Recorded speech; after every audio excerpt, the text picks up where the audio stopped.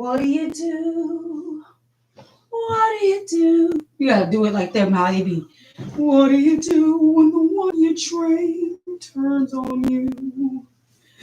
What do you do when your friends don't want nothing to do with you? America, what are you gonna do? Matthew 24, I said Matthew 24, Matthew 24. Yes, let me get some water before I begin. Hallelujah. Matthew 24. Yeah.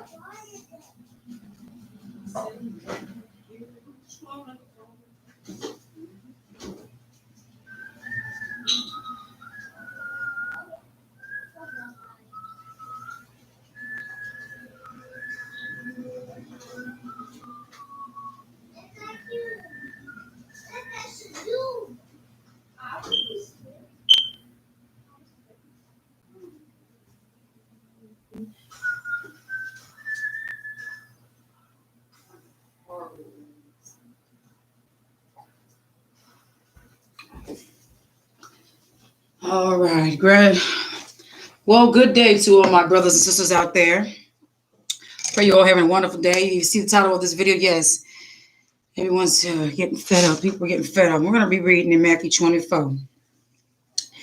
And I wanted to share a short clip of a video before I do the prayer, because there's some language in here that I don't want to particularly have the Father cover. So I'm just going, but the person's angry, so it's right. It's sometimes, he's expressing himself in his manner, but I want to share the video just to show you people from different views, okay, about people being fed up. And I wanted to go into Matthew 24 and then show people how we're very well looking at prophecy and have been looking at prophecy, but just the level to where we're at right now today. I have my Asher Ahaya Bible, and I also have my Apocrypha, and we will be using both. So if you want to follow along, you might want to grab them, just so you can have them both. All right, so let me go on ahead here and pray the video. Just listen. Hello, my people. I am a concerned United States citizen. I am sending this message to Donald Trump. Let him know that we the blacks, we are not scared of you. Okay? Our black brother is being murdered in a broad daylight. But Donald Trump, you don't have nothing to offer. You don't have nothing to say. But the only bullshit that is coming from your mouth is when the looting starts, the shooting starts. That's bullshit. When the looting starts, shooting starts, that means you are empowering the police to go and shoot those black people and kill them. So no, okay, if anybody's having a hard time hearing him, he said, when you said the looting starts, then the shooting starts, you have empowered the people to shoot us. So in other words, basically, as that quote came from a chief commander of a police or something like that, from down in history, whatever, some guy's name, I don't even know. Bottom line, I told you guys, their chief, see, the soldiers, real soldiers understand communication from the commands on above. You see, you can't be fighting with minor dumb leagues if you want to be paying attention to the commands of the chief. Mind you, the chief commander just told them, hey, if they're doing something that you can deem as looting or whatever you want to call it, hey, shoot them. Wisdom of Solomon chapter 2 tells us how they lurk, and let us wait for them and seek out the poor righteous man and the righteous man. So I just want to play this video so that people can hear how folk are standing up and people fed up. And just because we're witnessing and when we read in the word, when we get to Matthew 24, you're going to see why you can't particularly know what fight I would deem as righteous and unrighteous. But I'm going to help you all today to see, because we're not going to be docile sleep here. And all praises to the Father. Today I just gained a sister that has been really, I gave her a Bible, so I'm grateful that the fruit is coming back, that she really wants to, learn of the Most High. So Shabbat, I told her that we will have conferences, and she will be learning. She said the children want to learn as well. So I said, all praises, I have plenty of yardage out here that I told them they can bring their own blankets, and everyone could be a good amount of feet from each other, and we still be good. And just, I got a bullhorn, or I can get a microphone. I got a plug outside, and then I could have my recordings outside while I'm in the yard, and Abba can grant us the equipment. I know He will, to bring this ministry to mothers. Like, she's a single mom. She's got 4 children, so I'm gonna help my sister because she says, sis, I need you to replenish me. Sis, I need you to teach me. Like, she up on her way going to work this rise, and I was just breaking down so much word with her and telling her so much, and I was just like feeling so great to know that in the midst of all of this, I'm not intimidated to continue the work for my Father's sake, to be a wise one and say, he that wins souls is wise. Because while they're trying to steal souls and murder us, we're still having a responsibility. So I'm going to finish playing with the brother saying. He just simply said, when their chief, so listen, Mom, he said, listen here, my people.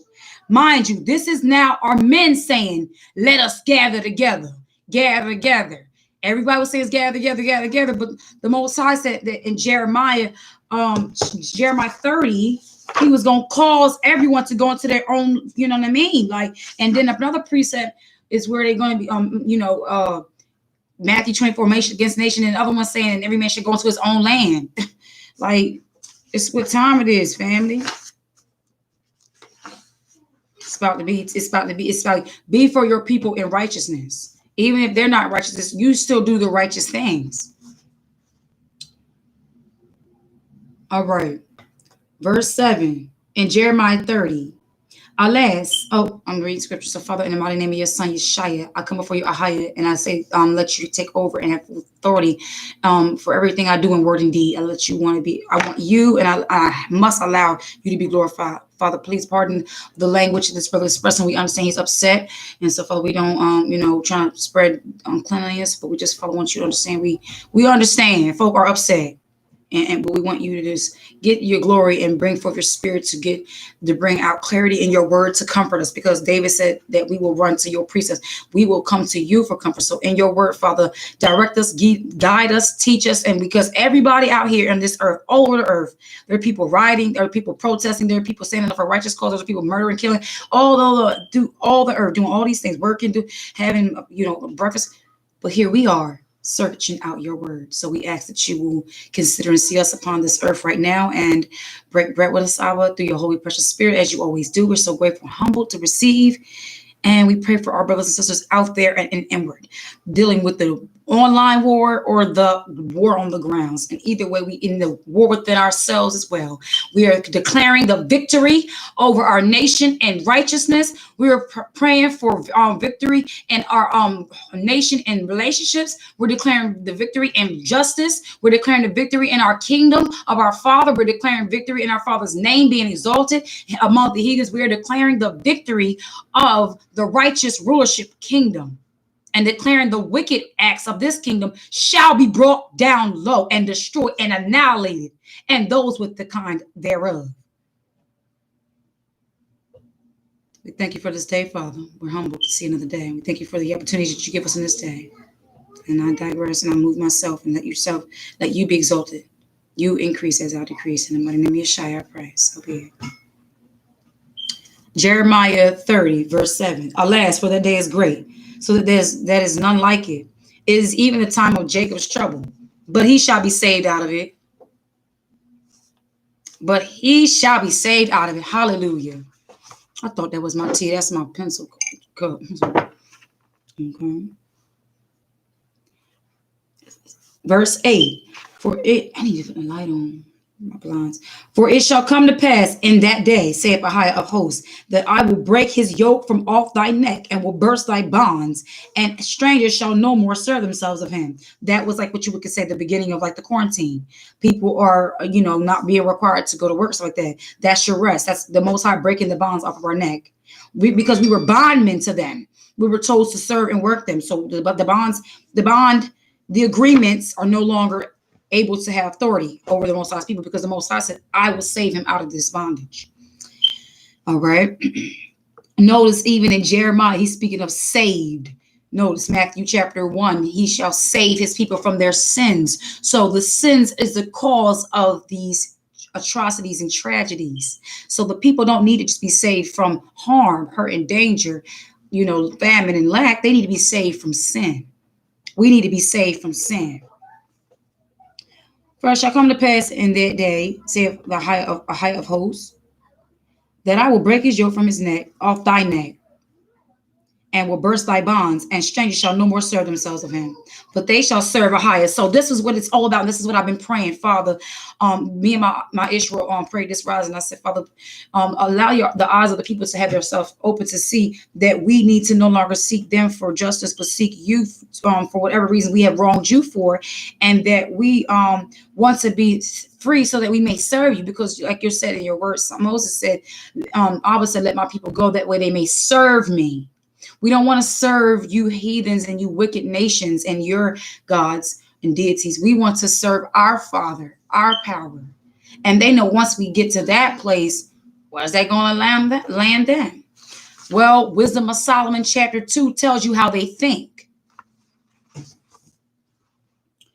Verse, verse 10, no, 9.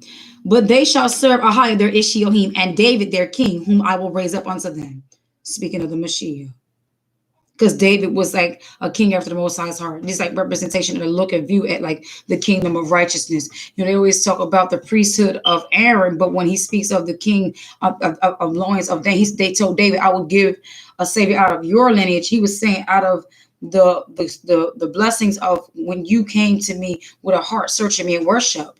With a heart of righteousness. When you said you desire a broken and contrite heart, when you said these things to me, David, the Father said, I felt so, it was so intimate between you. I know you love me so much that I've given you a blessing, that I will send a savior through you, through your loins. So I'm going to raise my son up out of your house.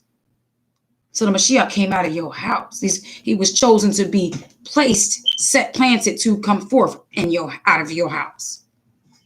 And David was a right. That's why I always say sometimes it's good to look at Psalms and Proverbs and the wisdoms to see, our sovereign king, and not just our sovereign King David, the shepherd, but also the great shepherd, the ultimate shepherd, which is the Mashiach, who was just, in his word, he said he come in the volume. So all these stories were to point to our Mashiach, which is the living word.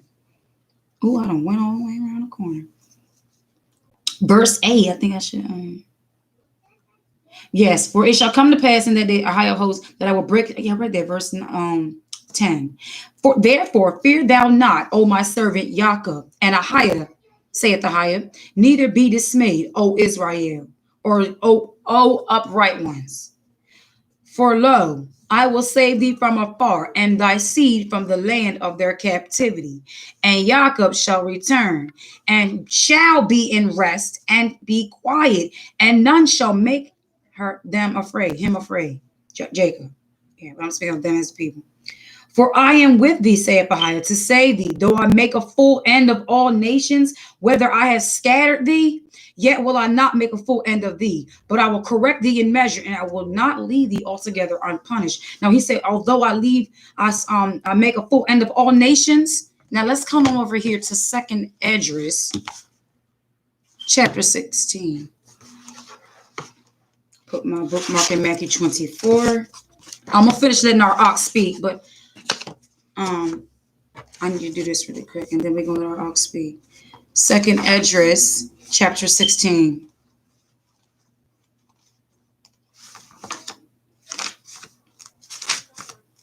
Okay, and I don't know how you all may have had this chapter interpreted to you, or what you've read when you've seen this, but I'm going to read to you out the nations who the Most High is calling out, who the Most High is saying woe to. And 2nd Esdras 16 says, woe be unto thee, Babylon and Asia.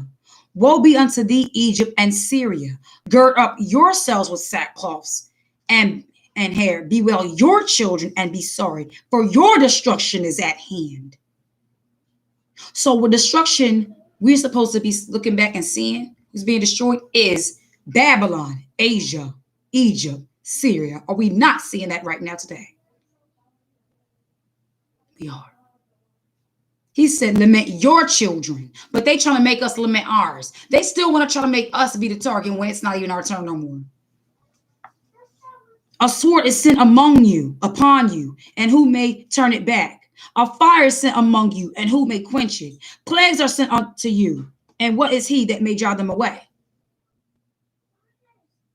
This is the Most High speaking to Babylon, Asia, Egypt, and Syria. And I'm going to keep saying these names because I don't know how it was given to you that you read check 2 Ezra 16 to make you be all afraid. But I need for y'all to pay attention because we're going to go through this chapter and we're going to go into Matthew 24 and Jeremiah 30.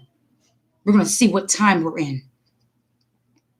Thank you so much, my sister Yasmin Lee. Appreciate you. So the Most High said, you want to do all these things to my children? Well, destruction unto you, Babylon, Asia, and Egypt, and Syria. Swords coming, fire, plagues.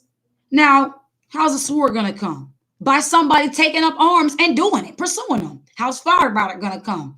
By somebody quenching fires. How is destruction and famine going to come? By the Most High.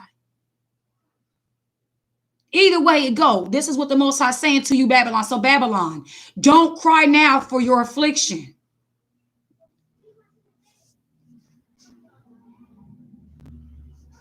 May any man drive away a hungry lion in the wood?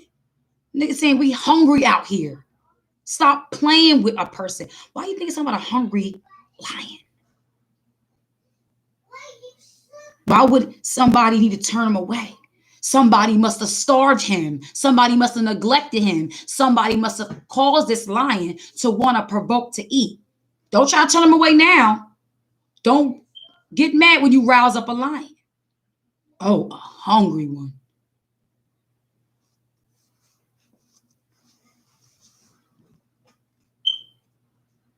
Or may one quench the fire and stubble. We have begun to burn. May one turn again the arrow that is shot of a strong archer. Look at what the word is talking about in battle as is referring in the scriptures. We're not just talking about people that's reading about it. These people are doing these things. The mighty Most High sendeth the plagues, and who is he that can drive them away? So the Most High said, I'm going to take credit for the plagues, but I'm going to put spirits on the body of the people, or some here, there, and there that's going to do whatever I need them to do. Because I said destruction to Babylon, Asia, Egypt, and Syria. Mind you, when we fell, who took arms? There was a physical army that took us. Moses telling these nations, somebody's going to come and take them and they're going to need to lament for their children. So are we seeing them lament for their children? Yeah, we're seeing it in ways. But did an army come and take our enemies yet? That hasn't happened. So that's got to happen. And the Most High said he's coming with chariots. How many? Oh, he coming deep. They're not ready for the Most High. And they definitely not ready for the ones he put the spirit on and within these days, in the last days. Because Matthew 24 says, it shall be nation against nation, kingdom against kingdom. It's going to be war on this earth. Now, I'm going to let y'all hear this, brother. So I wanted to say some of these things to defend my brother because I know he may say a few cuss words here and there. He's angry. You can tell he has an Islander accent, whatever have you. And this brother has been born here in a citizen. He joined the army. He said he made an oath. He said, I made an oath. See, even in his anger, you can hear how, like Jacob, how we take hold to our word. We say word is bond. We have a conscience, our heart. So we say when we do things, we do it with the right way. We don't say a law and we're going to do something and we don't do it. That's a hypocrite. Y'all going to sit here and he said, I took an oath to protect. And y'all going to then start killing my people? I'm not protecting you. And that's why I said in the beginning of this video, what do you do when the ones you train turn on you? What are you going to do? People, I mean, I cannot agree with every single one out here, but guess what? There are some of our brothers who have joined the military, and the Most High probably had them there for just as much time as he had Moses in Pharaoh's house. I don't know. We got to really examine some stuff. Yeah, I say Barnabas and Yasha, but guess what? They both serve the purpose in the story. But guess what? It's an example. Was Maccabees unrighteous? Was the baby Jacob and Esau unrighteous when they were fighting in the womb? Are we unrighteous as a people on the earth who all will have to be subjected to and are subjected and must be subjected to the command that the Creator said to Eve, that thy seed shall have enemy against thy seed and the serpent seed forever. So the Father declared, that chief declared war between the two. But the seed that can become his are those, you be of another nation and take on his nature and love his children, then you could become his children's servants, handmaids, stuff like that. That's how you can become a part of the kingdom. Or Allah can use you however he sees fit. But that's just questions we should consider. Was Judith unrighteous because she cut off the head of the leader that was coming against Abba's people? Was Hadassah wicked when she said for Haman's head and his family to be hung on the gallows? Was Samson wicked when he said, Father, take me out with all these Philistines? He took out more on his day of death than he took out on his day of living. Were these people wicked? No, that was righteous. That was righteous. Yes, I get it. Fuck you, Trump. Okay, excuse me, family. He's going off. But what he's trying to say is, why want you guys to get it from this video and this brother's rant is that the black soldiers now are pulling out of the army of the enemy. That is victory. Even if they're not perfect in their ways of coming out, one thing we as the wise should say is praise the Father for that. Now let us pray for their imperfections and their errors. Like I said, pray for our brothers and sisters who are out here doing things that we would not particularly agree with. That doesn't give us the right to put our mouth on them. Because the same way we judging them, we could be judged by the Father. All right.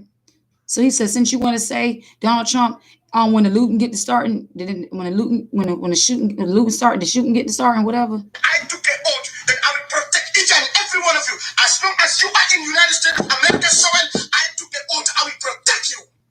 And I am not going to sit here and silence and watch Donald Trump disrespecting my black community. I'm not going to do that. So I don't know. I need to answer. You see, I'm doing something for the most part. Daddy, check the email thing. You are absolutely nothing but a waste. So say, you think your mom is listening for you to disrespect? And I feel like this too. I don't want nobody to get no misconceptions. I ain't trying to rise nobody. I'm just giving messages and doing things of the such. Whatever spirit the Most High puts upon you in these days, and he, according to his will, you test him and ask him and give you clear direction and whatever have you. I'm not trying to direct nobody to do anything.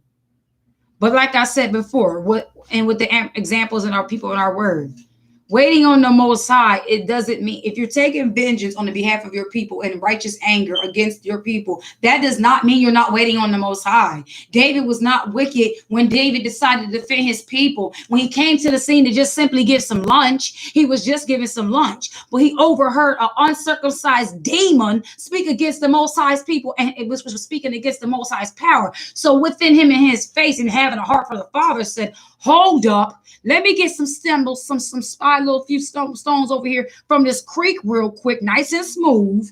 And come on over here in this slingshot and ask you who you think you're talking about, because my Father's not about that life. I don't think you about that life, and you don't want to work with my Father. And he laughed and mocked, says the Philistine. Goliath laughs and mocks at David. Next thing you know, he said, you come at me with swords and spears. I come at you in the name of my Father. And what did he do? He took that slingshot and did what? And what happened? The giant went what? Down. People no longer need to be reading these stories just for your entertainment. You need to be able to walk in this word now. You need to let this word become your life now. Those who stay behind and keep house can't be mad at those who are trying to fight for the kingdom. Those who are trying to stand up for righteousness. Because if those who fought before us didn't do what they did, we probably wouldn't be here. He said, remember the days of old. I still got my apocrypha that has the patriots, the 12 patriots, Jacob, Judah, Benjamin, all them. And when you just read about Judah alone, he was not nobody's punk. Like, they wasn't about no dumb stuff. And so a lot of people need to really fully read the word, sit back for a minute, digest, read it again, digest, and see if Allah called you to read his word to just be I don't know. Abba recruited David out the shepherd field and made him a whole soldier and set Saul down because he didn't kill when he told him to.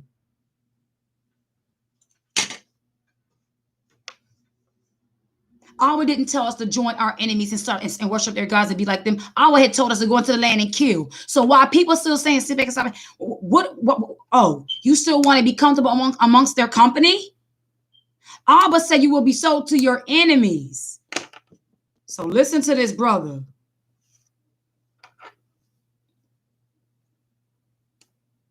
I'm not scared of you. If a man is willing and able, he can go out and help in a rightful way, or protect a sister or whatever in his community, by all means do it. If you got guns, by all means keep them. I'm not hearing nobody with no docile talk.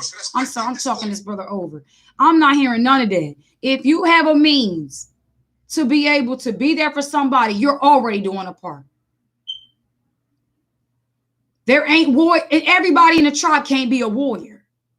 There's just some warriors in tribes that have to just keep a watch for the peoples. There's some people who have the gift of being doctors and help heal. And there's some people that are able to help invent and build the buildings and structures. There's some people that's able to, till the land and things. There's some people that know how to summons and pray. There's some people that know how to keep people together.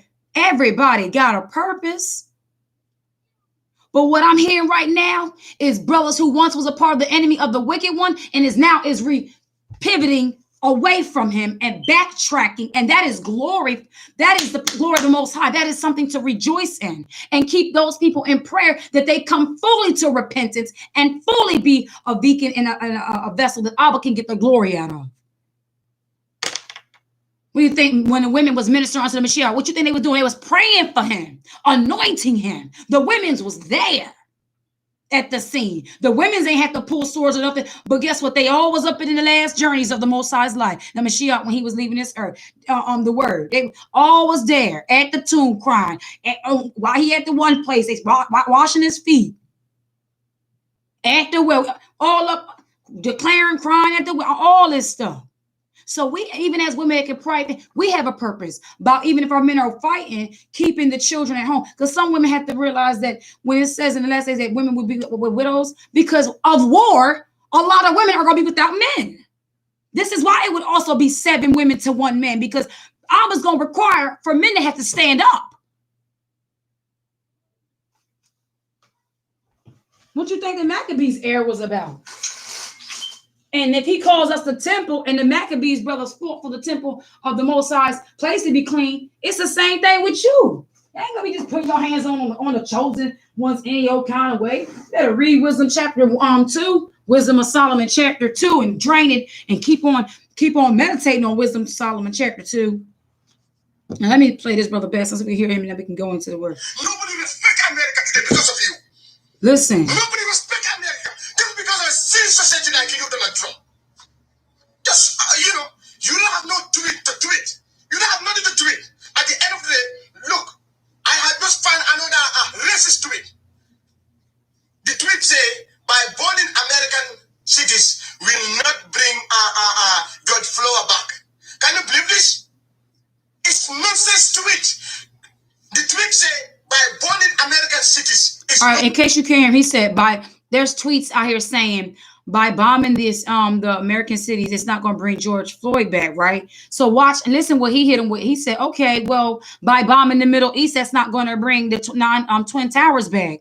You want to talk? You want to get funny, America? You want to play around? Let's dig in your history. You want to talk about looters? Like I said, America, you are a nation.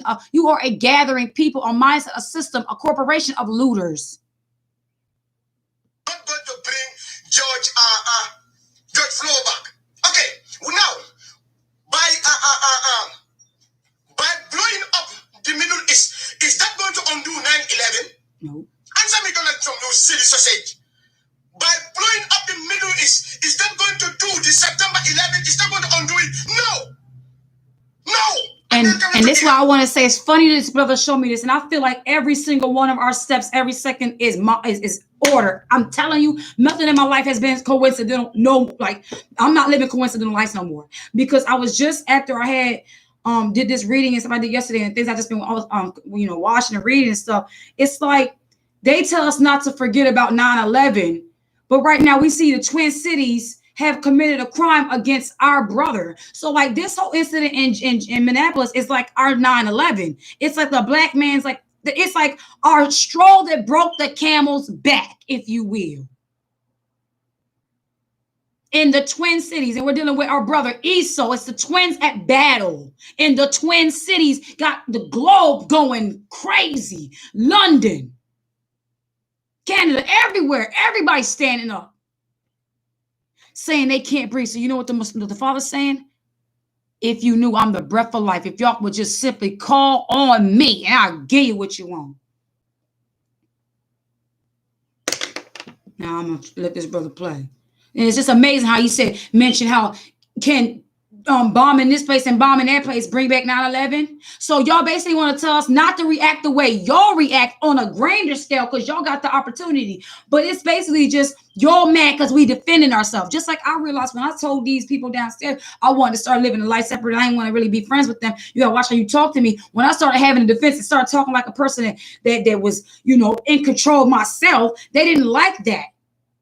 They don't want you to have a wall up. You remember in Nehemiah, they want to disrupt and disturb your building. Us as a people, they never wanted us to build, gather, and be great. Well, for one, this was not our portion because Wisdom of Solomon chapter 2 says the ungodly say, this is our lot. This is our thing. So let us enjoy our youth and let us just carry on and let us just lie and wait for the righteous poor man and let us test by torture his meekness and patience. Let's see if he's going to be meek. But I don't know what definition they require meek for. Yes, we've seen from what we have written before us, what they've given us, since they got some other books hidden. Like when before we even found this, books was hidden. What else they got that's hidden? That from what we see and what we read, we don't read and see the Mashiach ever having a battle or anything in those times of his time on the earth fighting with the Romans. Or it could have been some stuff. They didn't give it to us. I don't know. But I remember his disciples say that you come to restore unto us the kingdom. I knew our ancestors back then knew it was had war mind, basically understood we're dealing with a kingdom problem. We're dealing with a nation problem. They wasn't crying like we are today about being black. Our ancestors were like, oh my goodness, if only the babies knew the problem is so much bigger than that.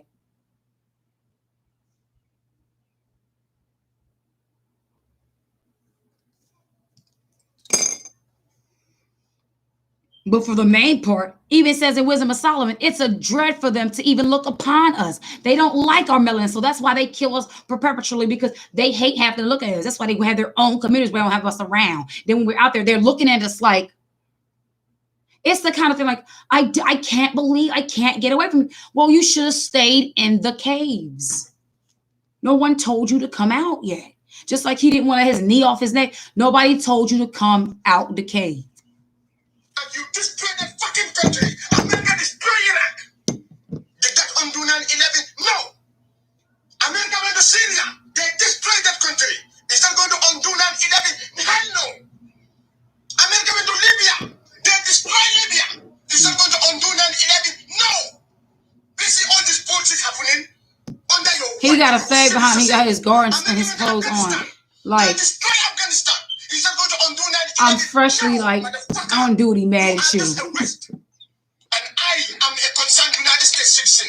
I'm not going to sit Shalom, here and Sister wait Cesar. you motherfucker, you citizen, you Donald Trump. You tell you would disrespect my black people. Fuck you, I say it. Yeah. I say it again. I know. Fuck you, Trump. You silly citizen, you garbage, you worthless president. Motherfucker, you Okay. just a waste. Fuck you. He said you're just Fuck a you. risk. I said it. Fuck you, yes. Fuck you, Trump. Okay, brother. And he's going in. And, brother, I'm going to go ahead and put that to the side. So, in other words, he's a risk for us, but a hero for them. When he gave that quote that came from a chief of police, he was letting them know, I'm the chief commander of the police. These are my soldiers. So they were not told to respect you, just like your chief commander told you not to respect us. When you read Wisdom of Solomon chapter 2, and it says, let us wrap our heads with the roses while they are fresh, you can see the Greeks right there. And remember, he's answered not the Greek a word. Shalom, Taya, Israel. How you doing? Yes, the brother was upset and he was going in. And you know what? Listen here. I'm a judge, not lest I don't be judged on that. I'm not saying, you know, I haven't had a set of cuss word in my life, and I mean I struggle here and there. People try to clean their mouths up. I haven't really been slipping.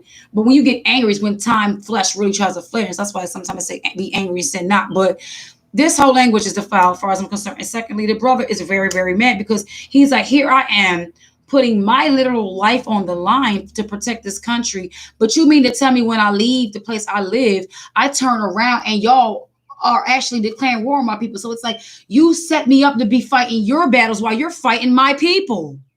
And that's the kind of enemy I don't think America can afford. And then they said last night there was a credible threat made to the National Guard out there in Minneapolis.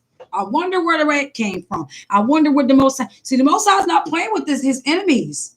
He probably sent an angel or something down there and told him what time it is. Y'all remember the times we're living in. We're the people of the book. Okay. Now let's get into scriptures. All right. So let's go back over here to Jeremiah chapter 30. All right. So verse 9 tells you why you should be seeking to be saved. You should be seeking to get away from your oppressors and why you want to have peace. Because it says, but they shall serve a higher Ishiohim and David their king, whom I will raise up. So you want to be free to serve. We can't serve our Father in a strange land. We can't serve our Father amongst these heathen. We have to have our own land. We need to have established our own homes, and we need to be separated from these demons. Therefore, fear thou not, O my servant Jacob. He said, therefore, fear thou not. So that's a commandment. Okay. It's not a part of the temple. He's commanding us to not fear his servants, Jacob. Saith Bahia, neither be dismayed, O Israel, or upright ones. I'm sorry, I don't say the ELs because y'all know how I am in my prayer lessons. I say Yasharon, which is found 4 times in the Bible. You can find that in Isaiah 44, verse 2. Isaiah 44, verse 2, speaking of the Yasharons being upright. Okay, for lo, I will save thee from afar and thy seed from the land of their captivity. He said, I will save thee from afar, thy seed from the land of their captivity, and Jacob shall return and shall be in rest and shall be quiet, and none shall make him afraid. For I am with thee, saith Bahia, to save thee, though I make full end of all nations, whether I have scattered thee. So where we're scattered, we're seeing full end of all the nations. But he said, yet will I not make full end of thee, but I will correct thee in measure. So we're supposed to be overcoming certain things and being, purged through the Spirit of the Father in these times.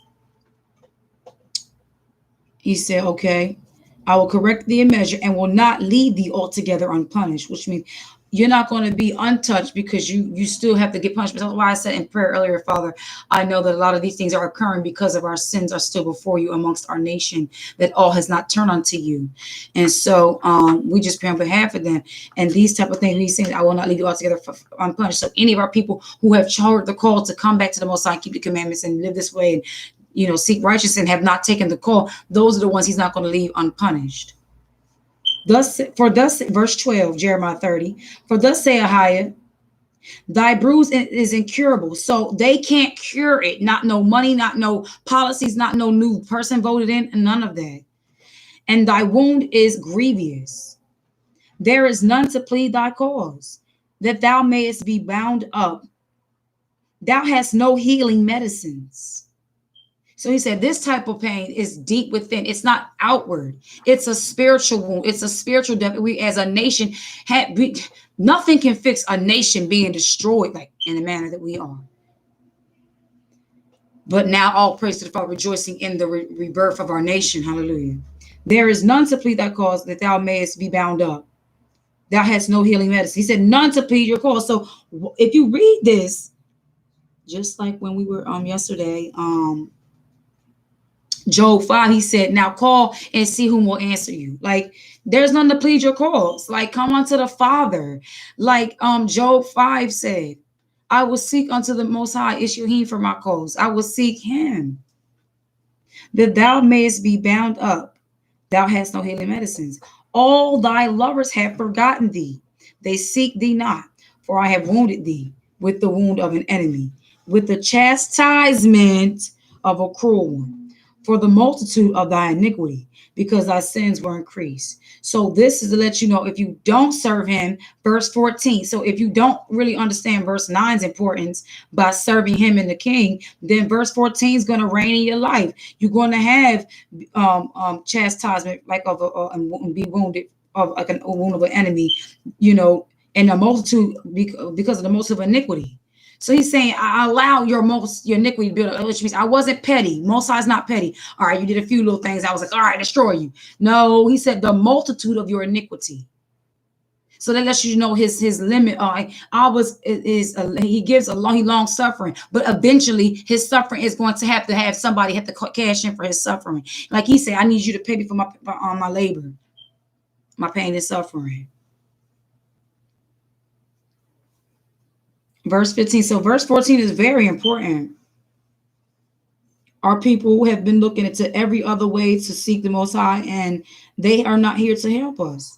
Why criest thou for thine affliction? Thy sorrow is incurable for the multitude of thine iniquity, because thy sins were increased.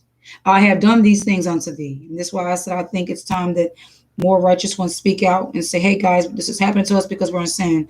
This is happening. It's been already been said, but eventually people are not going to want to hear it anymore, because I think we're at that point now that people are so enraged and we're at the close to the end that those who didn't hear, they maybe not going to be able to hear it.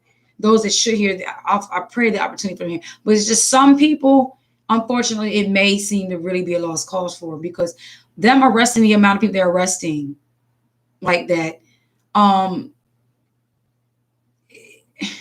in a time of quarantine, it just doesn't make sense. So you're just going to be like without limit, quickly locking civilians up to throw numerous people in jail during a quarantine virus, but won't let just 4 officers go to jail.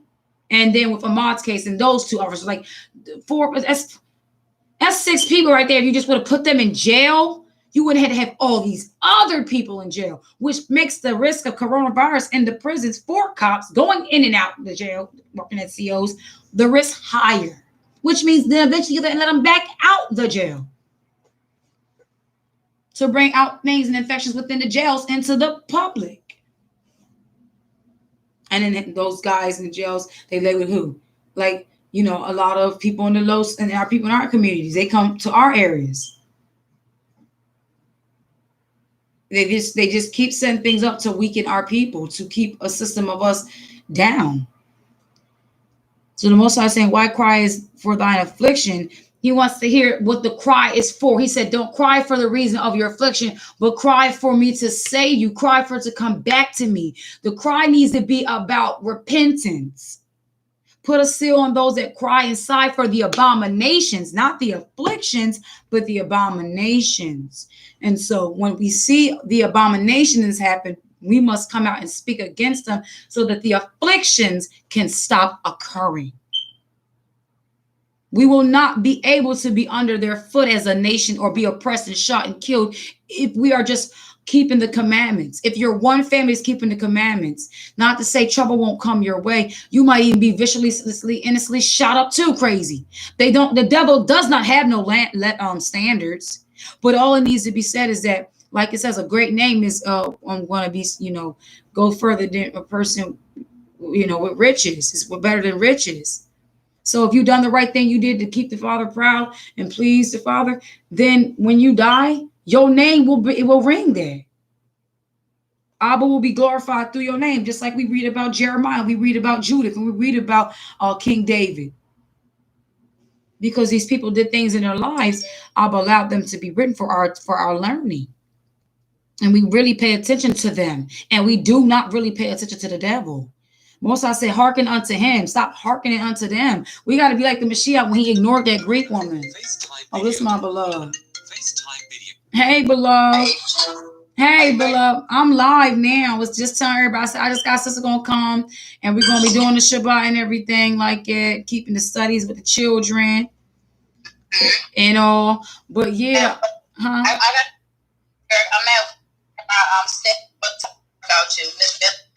So we just gonna listen. So go ahead and do all praises. So they want to listen. All praises. So right now we're actually in Jeremiah chapter 30. And we were just discussing how the Most High tells us it's a word from the prophet Jeremiah. So I'll start back from the top since y'all listening. Okay. And I hope y'all don't mind. The subscribers, y'all stand by. They pretty good people on the channel. They good. So the word that came to Jeremiah from Ahiah just means in Hebrew, I am that I am. He told Moses to say to the people of Israel, the chosen ones, to be called by I am that I am.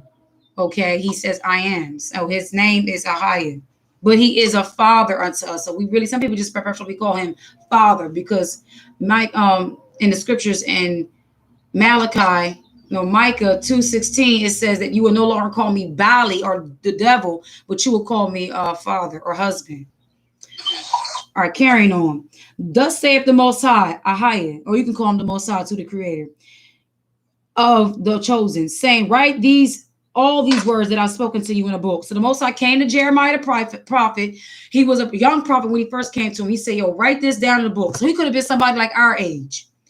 Okay, so this is what he getting right saying. These days that you're reading in Jeremiah 30 are actually the days we're living in right now. So I'm finna read it right now as we go. For lo, the days come, saith Ahiah, that I will bring again the captivity of my people, Israel and Judah, saith the Most. He said, I will bring again the captivity of my people. Bring again the captivity. We was in captivity when we first came here on ships. So now it's time for things to get route back to that time of the old, because we don't need to be thinking these people are our friends no more. I will bring again the captivity of my people, Israel and Judah, saith Ahiah, and I will cause them to return to the land that I gave to their fathers, and they shall possess it. He said, I'm going to cause you to want to get the heck away from where you are and seek to come find me. Okay? And you shall possess the land. He's also going to gather us all and put us there. And these words, the words that Ahiah spake concerning Israel and concerning Judah. And these are the words. For thus saith Ahiah, we have heard a voice of trembling and of fear and not of peace. So the Pope said in his video, well, you know, after you say, they say peace, peace, it's going to be sudden destruction. This is what we're seeing in our people. It's talking about Jacob's trouble, the 12 tribes, the chosen people. Ask ye now and see whether a man do travail with a child. Men don't give birth, so they don't know. Why are men looking like they having panicking? That's what he's saying to Jeremiah. Look and see. He's showing Jeremiah a vision. Jeremiah is seeing our time in a prophetic vision as he's writing these things down. I do see, he said, where do I see every man with his hands on his loins as a woman in travail, and all faces are turned into paleness? Alas, for that day is great, so that none is like it. It is even the time of Jacob's trouble, but he shall be saved out of it. So in the times of what we're going through, the saving comes from either you're going to wake up to the truth in it or not. That's the saving. He's going to save you by you coming out of your sin and coming to him and seeking his word, and stop seeking the oppressors to get direction and guidance. And he will literally direct your life and keep you on this earth. He even has scriptures that says over there as Psalms 43 and or not Psalms 43, but Isaiah 51. He's in other scriptures where he said when the famine come, and even Job 5 we read yesterday, family. He said when the famine come, you shall have food. You shall laugh at destruction, and you shall not be worried. Like, you're not going to be pressed at none of this stuff, because the destruction's for our enemies. It's not for us. We've already served him 400 years. We've already took on our punishment from the Creator for our iniquity. It's time for us to realize after this captivity is eternal death or eternal rulership. He said, for it shall come to pass in that day, saith the high host, that I shall break his yoke from off thy neck, and will burst thy bonds, and strangers shall no more serve themselves of him. So basically, when we were sold as slaves, bondmen and bondwomen, precept is Deuteronomy 28. Oh, you shall be sold. Then he said, he said, for lo, the day's gonna come when I'm gonna break. The Creator said, I'm gonna break that bond, and you're no longer gonna be service to them, such as the times we're also seeing now. It's gonna lead to more or less servitude. The economy's already done for. Abba said, in order for you to be delivered, when you see Psalms 51 or Isaiah 51, it's talking about he said, for your sake, I have just damaged the ships and Chaldeans. I have done this for your sake. So when you're seeing these things happening that's affecting the nations, it's because we're being delivered. We're being saved from this kingdom of bondage So he said, I'm gonna break the bonds from off your neck. You're gonna be no longer bondmen to the service of this world, but you're gonna be servants to the Creator in righteousness. Because when the righteous rule, the people rejoice. For it shall come to pass in that day, saith High of hosts, that I will get verse 9. But they shall serve Ahiah, their Ishiohim, which is husbandman in Hebrew, and David, their sovereign, which is representing the Mashiach, whom I will raise up for them. Therefore, fear.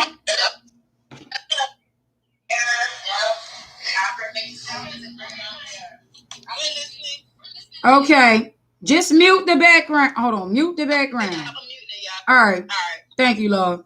Oh, praise. So we got a nice house where she helps people with special needs and stuff like that. And there's a people listening with us. So all praises for that. All right. So the Most High said, he gonna break the bonds off our neck, and we're gonna no longer be slaves to them. So he said, y'all didn't hear peace from the oppressors, but I'm going to give you peace. I'm going to free you from your bondmen. I'm going to free you from these captors because they stole you. They took you. And that was a part of the punishment because you didn't want to keep my laws. So now that there's some righteous ones in the land calling unto me, calling for me to bring recompense on this land and coming back to me, though there be 5 Psalms that hearken and petition on behalf of the Father for our nation, he going to come and hinder and he going to take care of some business. And that's what he's doing right now. He said to us in verse 10, therefore fear thou not, O my servant Jacob, saith the Most High, neither be dismayed, O upright ones, for lo, I will save thee from afar. We've been brought all the way from the east, brought over here on slave ships, the transatlantic slave. We've been brought from afar. He said, I will save you from afar, and thy seed from the land of their captivity, and Jacob shall return. Jacob is the progenitor father of the 12 tribes. And shall be in rest and be quiet, and none shall make him afraid. Most I said they're not going to do nothing to you. When I start beginning to start these things on this earth, then we read over here in 2nd Esdras 16. He said, woe be unto thee, Babylon. I'm going to send you fire. I'm going to send you sword. I'm going to send you plagues.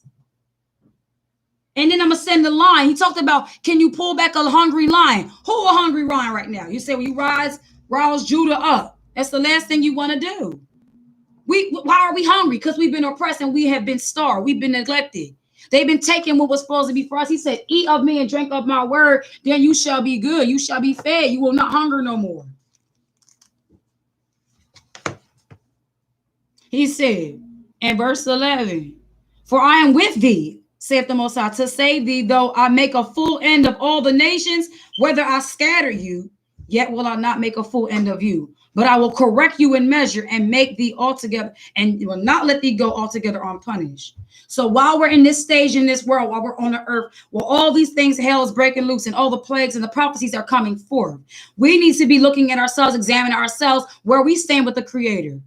And where we are, we need to be getting nation-minded. It's not a race thing, it's a nation thing. For the 12 tribes of Israel who come from the tribe of Jacob, who come from Jacob, who are the promise, those who are inherited to the promise, Abraham, Isaac, and Jacob. He didn't say nothing about nobody's Esau. So Edom's not a part of the promised heritage. They're not happy with that. So we have to continue to walk in the way our Father told us, to be unblemished from them in the world, like Wisdom of Solomon chapter 2 said. They say that they're clean to us, and we're not. Like the ungodly know what time it is. They know that we don't want nothing to be like y'all. We want nothing to do with y'all. You're on your own, you mean. Y'all stay over there.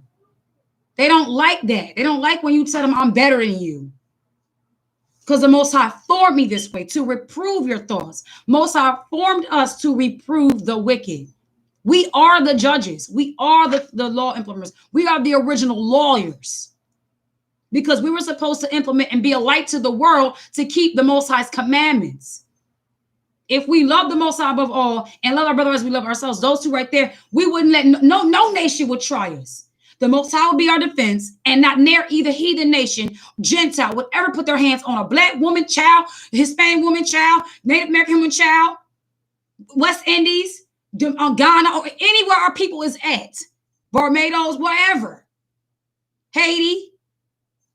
None of where the Most High's children are scattered to the 4 corners will we have to worry, because these demon dogs would know, oh, they with their Most High, we can't touch them.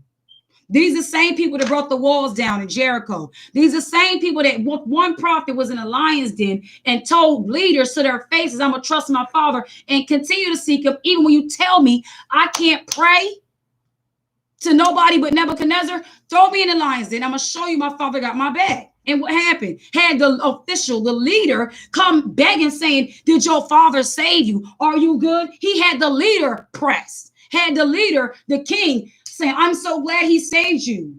Because the Most High said, I can change the hearts. We already know what time it is with Trump. He is their chief commander of wickedness, and our king is our chief commander in righteousness. And we already know he can't win this battle. He telling us here from verse 13 on down to 15, said, there is none to plead your cause. There's no politician. There's no former leader of the older past. And there's nobody going to be able to stand up for us today.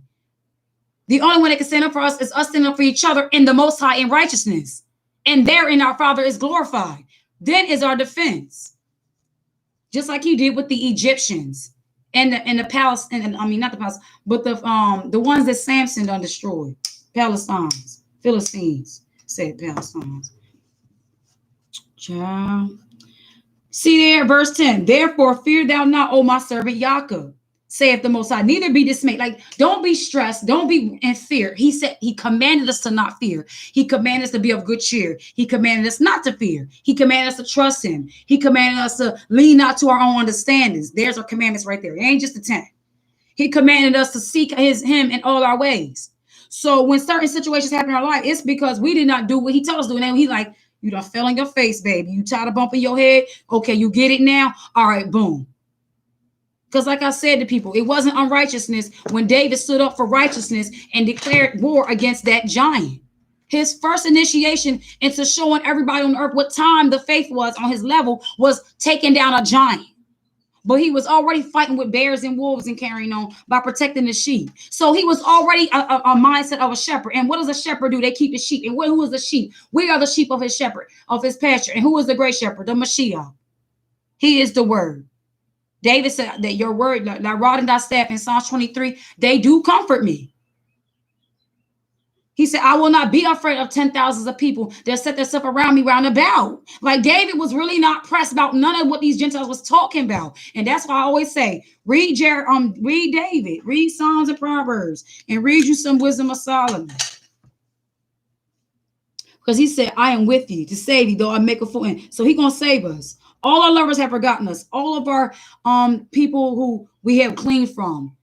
All the nations that we want to be like, all the other nations we want to adopt their ways and their worship and all these things that we've done that was opposite to the word. All of a sudden, they forgot about you. Look at them. Look where they at now. Can they save you? No, they can't. Christianity can't save us. All these other things can't save us. People just being like, no, we're going to take matters in our own hands. Black Lives Matter, saying, oh, be militia. You got to come in the mindset of righteousness because righteousness is immortal. He said, though heaven and earth pass away, my word and my righteousness is everlasting. Thy word, thy righteousness is an everlasting righteousness, and thy word, Torah, is the truth. So when those who stand up in that way without seeking ye first the kingdom of the Most High and his ways, then there's not going to be nothing added to them. They're going to be having things decreased from them. Because David didn't go into battle and have minus. He had positive. He gained. He got some bodies. And he understood, even when having quarrels with his own brother, which was Saul, who was jealous of him, he took him not out when he had the opportunity. He put not his mouth on him. He backbite not against him. He slandered him not. He plot against him. He left him in the hands of the Father. So when I was talking about certain laws about not killing all that, that's for your brother and sister. But for the enemy, that even Nehemiah said, you come by our gate and think you're going to profane the Shabbat. I'm going to lay hands on you. What you think he was saying when he said that?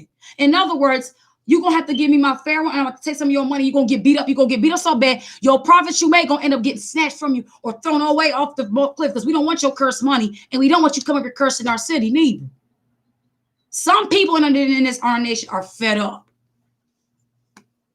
Therefore, he said in verse 16, I'm going to read verse 15 first. He said, why criest thou for thine affliction?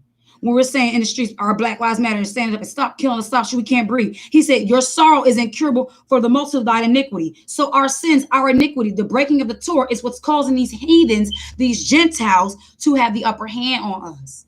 Because they know, and it's even in the Apocrypha, we can get it over here in Judith.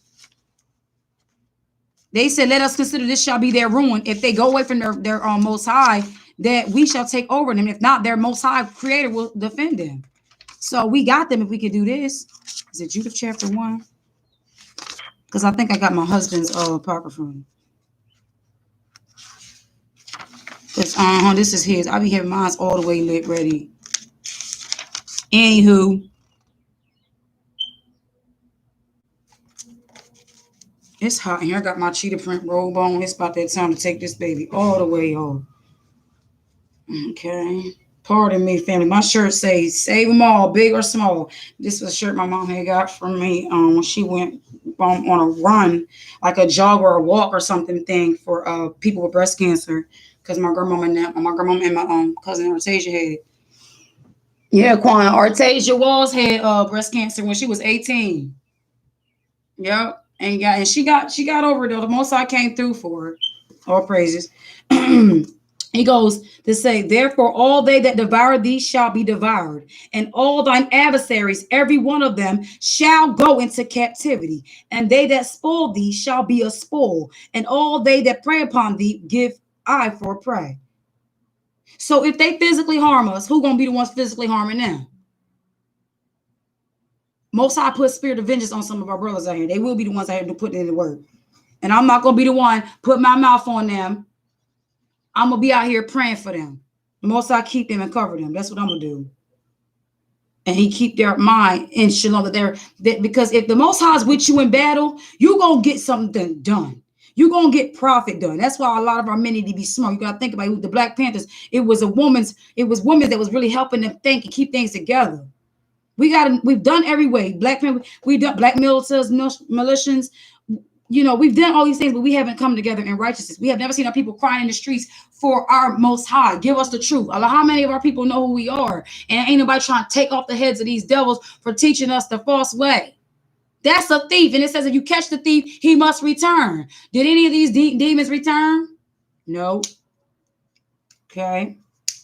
For I will restore help unto thee, and I will heal thee of thy wounds, saith Ahiah, because they called thee an outcast, saying, this is Zion, who no man seeketh after, because they mock us. They say, oh, this is the children of the Most High. They call us niggers. They call us African Americans. They call us black. Everything but the children and the daughters and the sons of Zion. That's who we are. Thus saith Ahiah, behold, I will bring again the captivity of Jacob's tents. So we're going to be back to like the Feast of Tabernacles, but we're going to be living as if we're in the Feast of Tabernacles. He said, I'm going to make you live in tents. I'm going to have to cause y'all to come into the wilderness, because I'm going to have to tear these nations up so bad to the point to put y'all over here real quick. Like they say, hold my purse real quick or hold my earrings. Well, the Most High was like, let me have my angels and camp round about my children real quick while I run up shop on this earth and tear these nations up, because they oppress my people and have kept them from my word. Because they really hate me. That's why he said, that's what he meant when he said the battle's not yours. He's simply saying this really is all about him, because he really loved us first.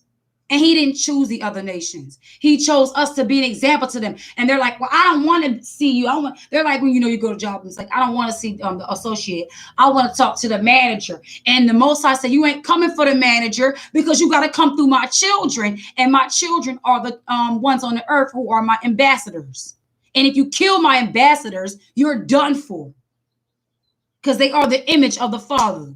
That's why it says in Wisdom of Solomon chapter 2, it's a dread for them to look upon us. They hate looking at a black man. Oh, they hate you. If you got locks in your hair, oh, they hate you. If you cling to your culture, they hate it.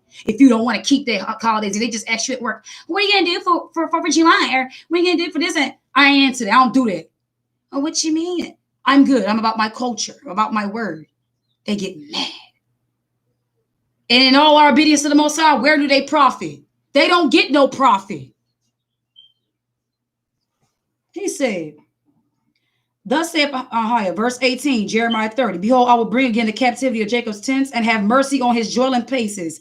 And the city shall be built upon her own heap, and the palace shall remain and the manner there after the manner thereof. Which means this time when they get to the city, I'm going to give them, and they get where they're at, they're going to be in peace. And I'm going to take care of their dwelling places, and ain't going to be nobody else ever messing with my children. Have we got to that shalom yet? No, we have not. So that means somebody got to go to heck in somebody's captivity. Somebody is in a position they don't belong in. Out of them shall proceed thanksgiving, and the voice of them that make merry. And I will multiply them, and they shall not be few. I will also glorify them, and they shall not be small. Their children also shall be as aforetime, and their congregation shall be established before me. So he said, you know how big we was families back in the Bible days? How like just Rebecca just had, Jacob and Esau. And Jacob had 12 sons. And Abraham, and so he said, I'm about to take y'all back to that time. They had my daughters not aspiring to be mothers and enjoy their being motherhood because they have to do both roles, and it's so hard in this captivity. So I'm gonna let them be at rest where my daughters are gonna have maidens and handmaids fetching their water and fixing their wells and making their systems and building their houses and nursing and teaching, doing whatever my children tell them to do. Just like you see in even movies in the back in the days when you see like Driving Miss Dixie, whatever, you would see our people always was the servants. We already did our part. What go around, come around. They've got to serve us. It says here, Jeremiah 30. The precept of that is in Revelations. For he that leadeth into captivity must go into captivity. And so when you see Caucasians and people rising up for us and standing beside us, ask them, hey, I want to know if you're really for me, and I want to test you to see where your heart's at. Because the Mashiach said, let not your enemies deceive you. And this is what you ask them. Are you willing to die the way we die? Are you really willing to go through what we went through? Because are you ready to go through it? They say no, then they got to be put to death because they got to go through it. And if they're not going to go through it, they got to be put to death. That's the way the Most High see it. But they says in the scripture they would desire to be, say mountains fall on us, and they're not gonna be able to hide. So they're gonna try to find death, and death ain't gonna be able to happen for you. So which means they're gonna, when the eternal judgment comes, they're gonna wish they could have died. Most are gonna be like, no, come here, little Anna and Billy. No, Tommy, Timmy. No, little Karens of the park calling cops on my children for nothing. Come here. You know how you did the horses, you put those things on them, you know how you broke the horse as you broke my children? I need you. Now you get ready to be a dog. As he has done, they've done unto you, do also unto them. Out of them shall proceed thanksgiving. So we going to be happy. While they're being dealt with and all this stuff and happening and our judgment, we're going to be rejoicing. We're going to be having children. We're going to be fruitful, keeping his commandments, happy, unbothered, in the pool, not pressed, barbecues, drinking, chilling, laughing, everybody having a good time. All in righteous with the Most High, because you better believe it's gonna be definitely some wine up in there, because the Most High definitely gonna have some wine. He said he will not drink from the vine again until he be with us in the kingdom. And it says their nobles shall be of themselves, and their governors shall proceed from their midst of them, and I will cause them to draw near and shall approach unto me. Who is he? For who is that engaged his heart to approach unto me? Saith Ahijah. And ye shall be my people, and I will be your husband. And like he said, he will be our power. Behold, the whirlwind of Ahijah goeth forth with fury. A continual whirlwind. It shall fail. It shall fall with pain upon. No, it's not going to fail. I rebuke that in the name of Yahshua. It shall fall with pain upon the head of the wicked. So now we understand it ain't just about nations, but it's all the wicked. The fierce anger of Ahijah shall not return until he have done it. And until he have done it, and until he have performed the intents of his heart. In the latter days, ye shall consider it. So we are in the last days, and we're considering the times when he's going to take us to be as children away from these daggone demons and put us in a place of safe haven. Gather us up, and we're going to read that over here in Matthew 24. Let's get it. And Yahshua went out and departed from the temple, and his disciples came to him to show him the buildings of the temples. Now, mind you, the people are crying on the news right now about the buildings and the destruction of all these buildings and everything they crying about. They put all this value in, but they heard not the cry of a life. when he said in a whisper, I can't breathe. My neck hurt, my back hurt. So you heard not the whisper of life. So now you want us to hear the loud roar of a building coming down. And the Father ain't giving a John Brown. He gonna show you right here, he don't care about buildings. And Yahshua said unto them, see now all these things? Verily I say unto you, that there shall not be left here one stone upon another that shall not be thrown down. So he was already speaking like they would say, a protester. He said, oh, this coming down. He was speaking about our kingdom then. So we see in the last days, because Matthew 24 is to give you understanding of the kingdom of the last days of what's going on in order to understand our kingdom fall. See, the other kingdoms could have risen until we have fallen as a nation. So when we fell in 70 AD, when the Romans besieged us, then they arose. This is the birth of Rome, the new Rome. They fought them on the new Rome is America, but Rome was thriving then in the days of the Mashiach. That's the ancient Rome. The new Rome is America today, the system we're under today. Okay. That's why it says when he come, they that pierced him shall see him. Same Romans are going to see him when he come and crack the sky. And he going to be good, dark, black, chocolate, and melanated. He ain't coming here with nobody's simpleton games. And as he sat upon the Mount of Olives, verse 3 of Matthew 24, the disciples came unto him privately, saying, tell us, when shall these things be? And what shall be the sign of thy coming and the end of the world? When shall this stuff occur? What is the sign of your coming? And what is the end of the world? 3 questions. And Yahshua answered them and said unto them, take heed that no man deceive you. First warning, be not deceived. The devil has deceived the whole world. So how did he do it? Now we got to investigate how he's deceived the whole world. Now that we know how he deceived the whole world, we can avoid that deception. For many shall come in his name saying, I am Messiah, and shall deceive many. So many gonna kind of come in his name with a doctrine saying, this is in the Jesus, Jehovah Witness, Gideon, Christianity, Islam, Jehovah Witness, all that stuff. All of those are the daughters of the beast, the whore.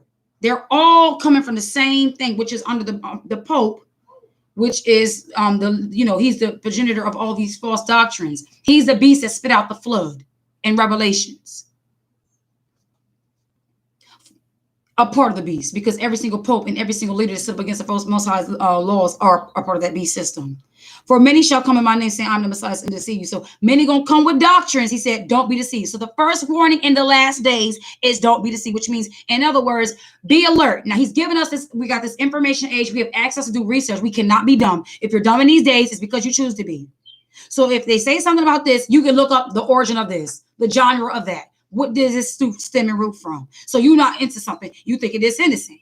They telling you, oh, it's okay to keep Christmas. We're doing this for the kids. That the devil is a whole wide lie. You made that up. We're celebrating the birth of Tammuz, and nobody's not celebrating the birth of Tammuz. We have you bow before a tree and then take presents. But then we the same ones, they hung and decorated on trees. Like they hung our king on a tree. So they mock us.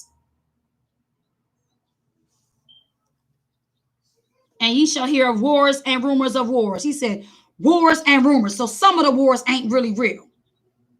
Some of these wars, he said, it's nothing but a rumor. Or some of these things steaming and brewing, it's just to get y'all scared. He's like, don't be pressed. See that ye be not troubled. For all these things must come to pass, but the end is not yet. So he's like, even when they want to make you think it's the end, because they want to try to narrate the picture being the end. No, devil, you can't. He said, be not troubled. Don't be pressed. In other words, stop believing the news. They can shut up, and you needed to seek the spirit of the Most High to direct you. Even when you watch the news, it will filter the lie and the truth and show you what you need to see. And whatever comes with you in a way of form of getting information. For nation shall rise against nation and kingdom against kingdom. Boom. Race wars, or whatever you want to call it. China was already beefing with America when this whole thing popped out. So some Chinese businesses the majority of them had to be shut down. And where did they go? Home. Some people was being tricked. Now, some of these things that was really going on, they wouldn't allow the media to show us. But he said in Jeremiah 30, he would cause for our tents and cause for us to go into captivity. In other words, go into the land that our forefathers gave us, and we shall possess. So what does that tell you? That's telling you that I was going to separate like he did in the very beginning. I was always been about separation. You have different different brands of cats. You have different kind of plants, different kind of sea creatures, different type of air creatures. Everything stays in his family. Ain't nobody from the air gonna come down here and try to make a baby with something on the landmass. It does not make any sense. He said, for nation shall rise against nation and kingdom against kingdom. So the kingdom of righteousness and light against the kingdom of darkness. When with those two in mind, all those who are in compliance with the kingdom of darkness, what are you guys to do? To help them to stop the kingdom of light becoming the kingdom of light. That's what their jobs to do. He said, there shall be famines, pestilences, and earthquakes in diverse places. Famines, lack of food, pestilences, viruses, diseases, and bugs, and all these like carrying stuff like that. And earthquakes and diverse places that's very unusual. It would not be there. Just everywhere. Just go here, there, boom, bada, bang. And ye shall hear. Okay, I read that. And verse 8. And these are the beginning of sorrows. I would say, I'm just getting started, baby. They shall deliver you to be afflicted and shall kill you, and ye shall be hated of all nations for my name's sake. This happened the day we was the transatlantic slave trade. When our ancestors was gathered, they put their hands on them and began to send them off to the different countries. He said, "You was hated of all nations for my name's sake." This was the snatching of the nations. This was when it all went down. And still to this day, within these places, majority of where we're getting afflicted at is in America. But when you read, they shall deliver you up to be afflicted and shall kill you, and ye shall be hated of all nations for my name's sake. You also see when the Mashiach said, the Son of Man shall be afflicted, and he shall be turned over and shall be killed and hated. So all that he went through, we can see right here in Matthew 24. We're going to go through it too, because he said that the servant's not greater than the master. To be absent from the body is to be present with him. So when we take on the following of him, we realize if we don't die to the pleasures in this world and the things that we take on from the fruits of this kingdom, we don't inhabit and we don't inherit the kingdom that's coming. We can't have both. He said you can't serve two masters. So he said there's going to be false doctrines going around first. They're going to put their hands on my people, deliver them out. You're going to be hated of all nations. Kingdom against kingdom, nation against nation. Because if you're of a nation of the right of the Most High, which is the 12 tribes, you already are targeted against all the other nations are against us. We are all of them. Psalms 83 says every single nation have taken confederate union against your hidden ones. They all hate us. China's oppressed us. The Moabites, which is China, Iran, which is our Arabian Ishmaelites. You got Hamites, which is the Africans. You got Edom, the white man. They all have come together and said one thing. We may not like each other, but one thing we can say is if we don't keep them, the chosen sons and the daughters of the Most High down, they're going to put us in captivity and we're going to be serving their power. So what we got to do is keep them down so we don't have to serve their power. Did my phone die? Oh, let me get my charger because Quanta trying to follow along with the lesson at her job. So let me, I hope my phone did not die. Hold on. I think it did. Oh, no. Darn it. Oh, Abba, please make a way where I can get my phone back on, Abba, because they eating lunch and listening. Bless them, Abba. Oh, man, my phone did die. I should have been paying attention. Darn it. So sorry, family, because my homegirl from around the way, she at work and her and the office people, they want to follow along with what I'm teaching right now. So, I'm gonna let my phone charge for a bit. Drink me some water. Steam, because I don't want to let them go. I don't want to go on without them. Because she's been like, sis, she's like, Tia, please, like, don't forget me. She said, can you send me scriptures every day? She said, can you please? Because I need this. Like, see, that's what I'm talking about. This is the kind of stuff I want to put my full energy in. Focusing on trying to win souls. Focusing on trying to get those who want to hear a way to fight the right way. And not those that want to fight,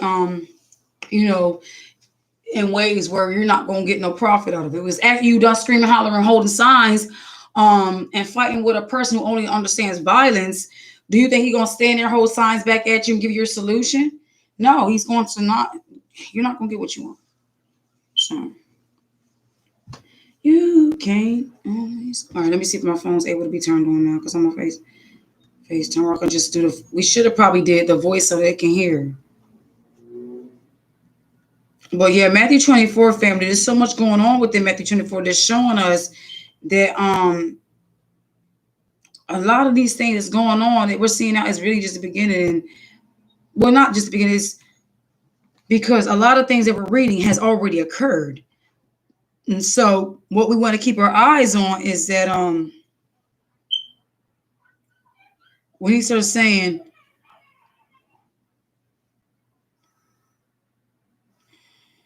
when ye therefore shall see the abomination of desolation spoken by the Daniel the prophet, saying in the holy place, whoso readeth, let him understand. Then let them which be in Judea flee into the mountains. Let him which be on the housetop come not down, take anything out of his house. Neither let them. That's the type of time we may want to be getting our mind and Abba to help us be prepared for the time when the Pope declares this Sunday law, or any type laws that are coming down the pipeline that's going to come against our Father's commandments. Because if there's anything against the commandments, that's just a death trap for us. You just basically asking us to kill ourselves because you know darn well we're not going against our Father. Since they won't kill us up because they're so wicked. All right, let me text her and have my phone had died.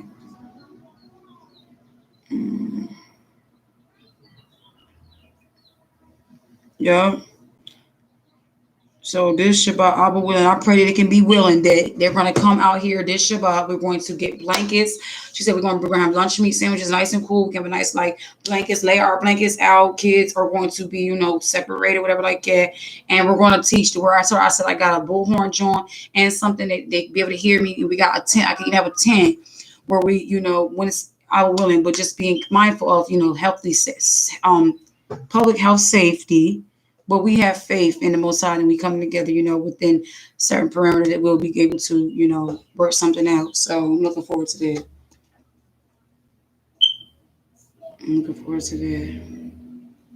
I'm charging it. You can call, and I will do the audio.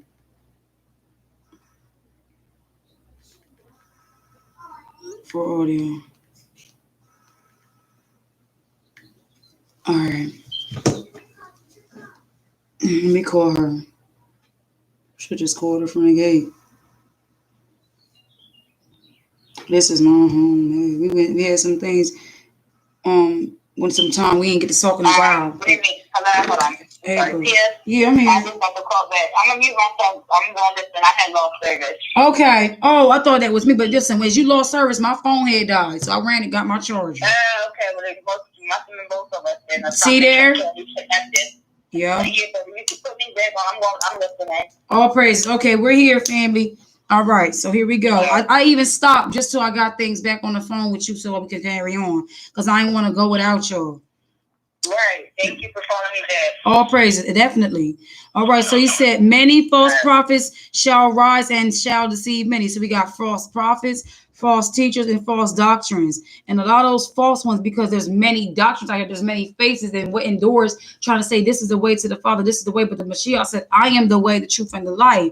And then no man shall come to the Father but by me. So to be really clear and understand a way to get to the Creator and a way to have life everlasting, it's simply just read the Gospels and just read the Torah. Because the Gospels tell you about how his church, the Mashiach's church, was established when he left. But when you read the Torah, that is the schoolmaster to get you founded and grounded and understand just the beginning of how you even approach the Father. Because we were not taught as children in church. The church did not teach us how to pray, how to fear the Most High, how to seek him, how to read the Bible. They didn't teach us those things.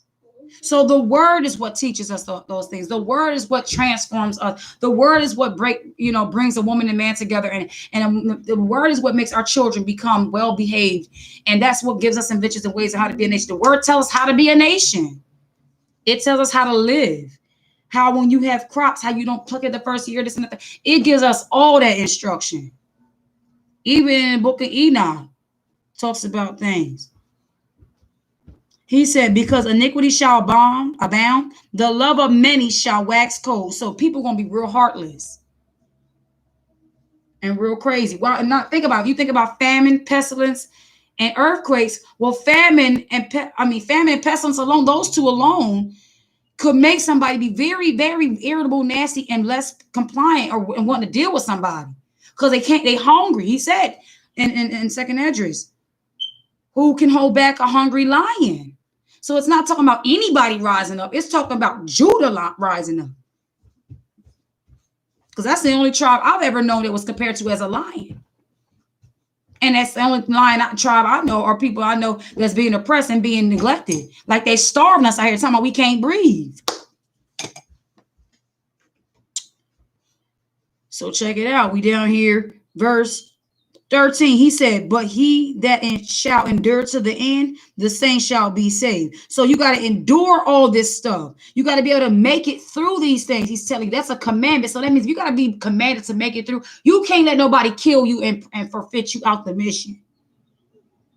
It's going to be you before me, devil. When my father had told me, thou shalt not kill, he was saying to my brother. He wasn't saying to the devil who wants to kill me because I'm serving the Most High.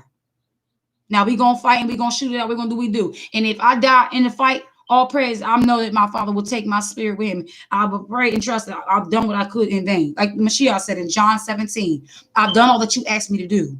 All that you've given me is yours. I give it back to you. All that are yours are mine. All my people are yours. Now, therefore, Father, I give them to you and sanctify them and keep them from the evil in this world. That's the Father's prayer right there. I mean, that's the King's prayer right there. John 17. Read that when you get a chance. And anybody else on the sound of my voice, read John 17. It's beautiful. He said, when ye therefore, hold on. He that shall endure, verse 13, but he that shall endure to the end, the same shall be saved. So in order to endure just certain viruses and sicknesses, you got to be eating right, living healthy. In order to no sick, weak person can serve. Nobody want a weak, sick servant. Nobody want to tell nobody come to work. You can go right back home because I don't want to catch what you got. So the Most High was like, no. If you're gonna be weak like the story of Gideon, go home. You're not trying to fight, go home. So we got to not only be cleansed as a temple, but we got to have the right mind. There's so much that we got to do to endure. That they're trying to stand, that they are literally physically warring against us to not be able to do. And this gospel of the Kisa, and this gospel, that's how you know when he started talking about prior many false prophets, and he kept on saying that be not deceived, people come in my name. Now he letting you know when this gospel is taught, when the truth of who we are, and to come to the word and the prophets and all that we getting taught, because everybody heard about Christianity, everybody heard about Islam. That's been all over the world, and the end has not been. We've had earthquakes, war, people getting shot down, going to jail, sick, famines, and all this stuff. Before, when the Christianity was going around, and we still here today. So Christians, thanks for the hoax and the bamboozle. Now we realize there's a new gospel that's got to go around. That's the truth. He said, when this, therefore, gospel, where was I? And this gospel of the kingdom, let's talk about the kingdom. So if the gospel you're hearing is not talking kingdom talk, like mindset of the nation of the Most High's true chosen people, then that's a kingdom. It's the kingdom of your enemy. That's what kingdom they are of. They're not of the Most High. He said, and this gospel of the kingdom shall be preached in all the world for a witness unto all nations, and then shall the end come. Why unto all nations? Because the Most High's people are scattered in all nations, and the witness is to show all them, since they said over here in Wisdom of Solomon chapter 2, let us provoke them and torture them. Let's see if their Most High deliver them. So he said, I'm going to show all y'all. My witness is going to be, my children will be delivered all over earth. Y'all thought that coming out of Egypt was something. When we get delivered this time, all the nations will see. Because we're scattered all over the earth. And like it says in the word, we will no longer talk about how he, the Most High liveth, they took us out of Egypt, but we shall say that the Most High liveth, who delivered us from the land of the north. And where are we at? North America.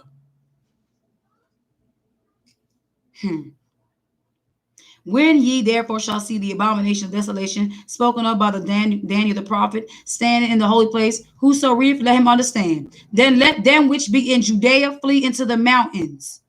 Let them which is on the housetop not come down to take anything out of his house.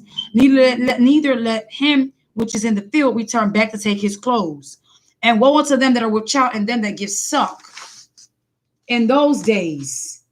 But pray that your flight be not in the winter, neither on the Sabbath day. He said, don't be trying to run on the Sabbath day. You see how he said it important right there, right? Now, when the captivity and the Roman soldiers came to besiege our people, these woes was for them then. And it's going to also be woe for us now, because even the Pope said, you're going to be those that keep the Sabbath, they're going to be hunted like dogs. And he said, I feel sorry for those who hunt them, because they're going to be hunted by the Creator. So when that decree and when I woke up this morning, Abba let me see the vision of what that's going to look like. And an ugly spirit is going to come over that being, that Pope. And when he ushers in that decree, that law, either however he might even get a city official to do it. But I think something is the following. He says, spoken by the prophet, the abomination of desolation, the abomination, it's abominable to try to desolate those who are keeping the laws of the Most High. So to send a decree to say, kill those who are lawful, that's an abominable desolation. We're no longer talking about just take off the melanated people of the earth. We're talking about coming for the righteous and the poor. That's who the dragon is wroth with, who sought to make war with the remnant of her seed, who keep the commandments and have trust in the Most High, the Mashiach. They shall have right to the tree of life. So some that love not their life to the end will shout and see the kingdom.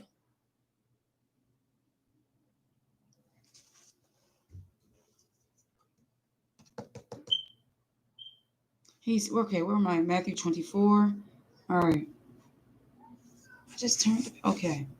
He said, but pray that your flight be not in the winter, neither on the Sabbath day. For then shall be great tribulation, such as was not since the beginning of the world to this time, no, nor ever shall be. So when you, like I said in the vision, Abba showed me, when I saw this rising, I was like, oh my goodness, the ugly, the death of we're not just coming for you, don't keep this.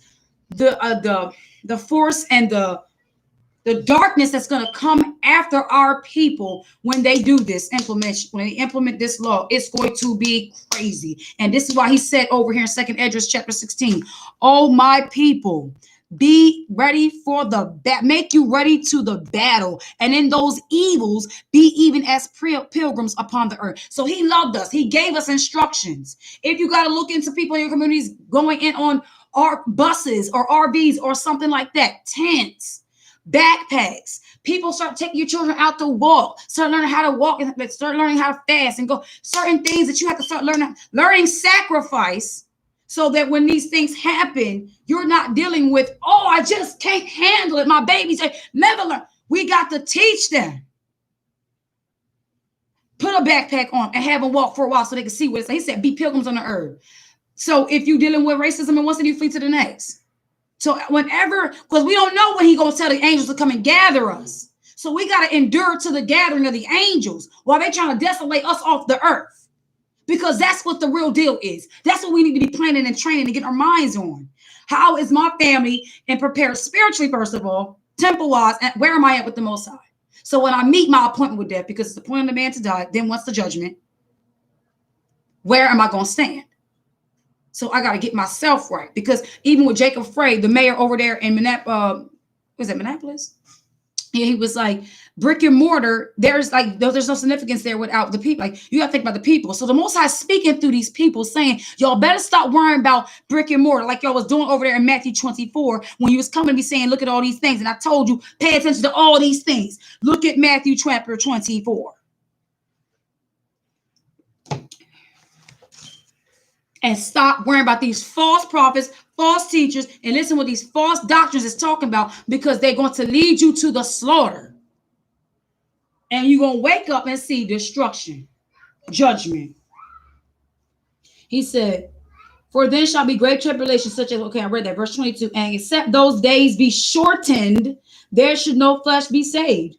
But for the elect's sake, those days shall be shortened. So the Most High said, I'm shortening the days that Edom has to rule so that my elect won't have to go through this too much because I can't hold back and see this no more. There's also another vision Abba has given me about like to have an understanding kind of how he looks down and sees things from like his perspective, not like his view. He ain't going to give me that.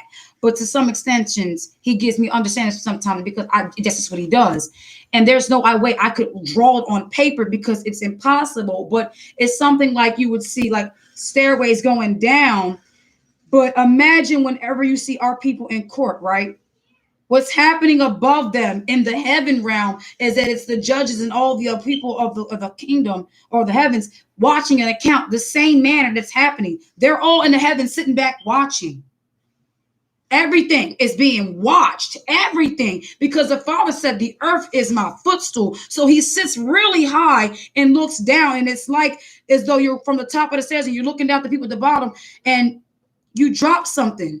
But when it hits the floor, it's over. So he's dropped his word, but before it hits the floor and the judgment really cracks in as it's going down, there's somebody running down the stairs trying to hurry up and buy more time, and it's still dropping.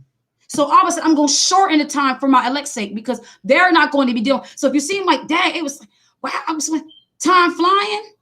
That's why. Carrying on down here to verse 23. Then if any man shall say unto you, lo, Messiah is here. Now, even the Pope said this in his video. He talked about how you won't be deceived. And he talked about those who are going to be saved and those who are not going to be. He said, those who know the truth, they won't be deceived. He said, they'll tell you, go into this truth. And you'll say, first of all, they'll say, the Spirit's here, the Spirit's here. You'll say, if they don't keep the laws, I'm not going in there. And they'll say to you, you're being extreme. You're being extravagant and make fun of you and call you extremists and all this. And he said, shake my head. They're fools. They're not going to know. And remember in Revelation, it says, and they wondered at the beast. Those that got to see that video, and if you haven't, I'm going to try to find a way to get that video up again. That video where the Pope came out saying that you think you could be saved watching the Lego movie and the doggone throws. And majority of that stuff, he was saying to the white evangelicals. And he let it be known. I'm not speaking in any language right now. I'm not coming to you from what I'm representing on earth. I'm coming to you heartfully, which means I'm coming to you in the spirit. I'm speaking prophet. He said, this is prophetic what you're about to watch. So some people might, he's speaking this way. All those who got stuck on the language he was speaking, what could have been like those in the day of Pentecost in Acts 2, when they were speaking in the mysteries of the Most High in all different languages, for every devout man under heaven was there.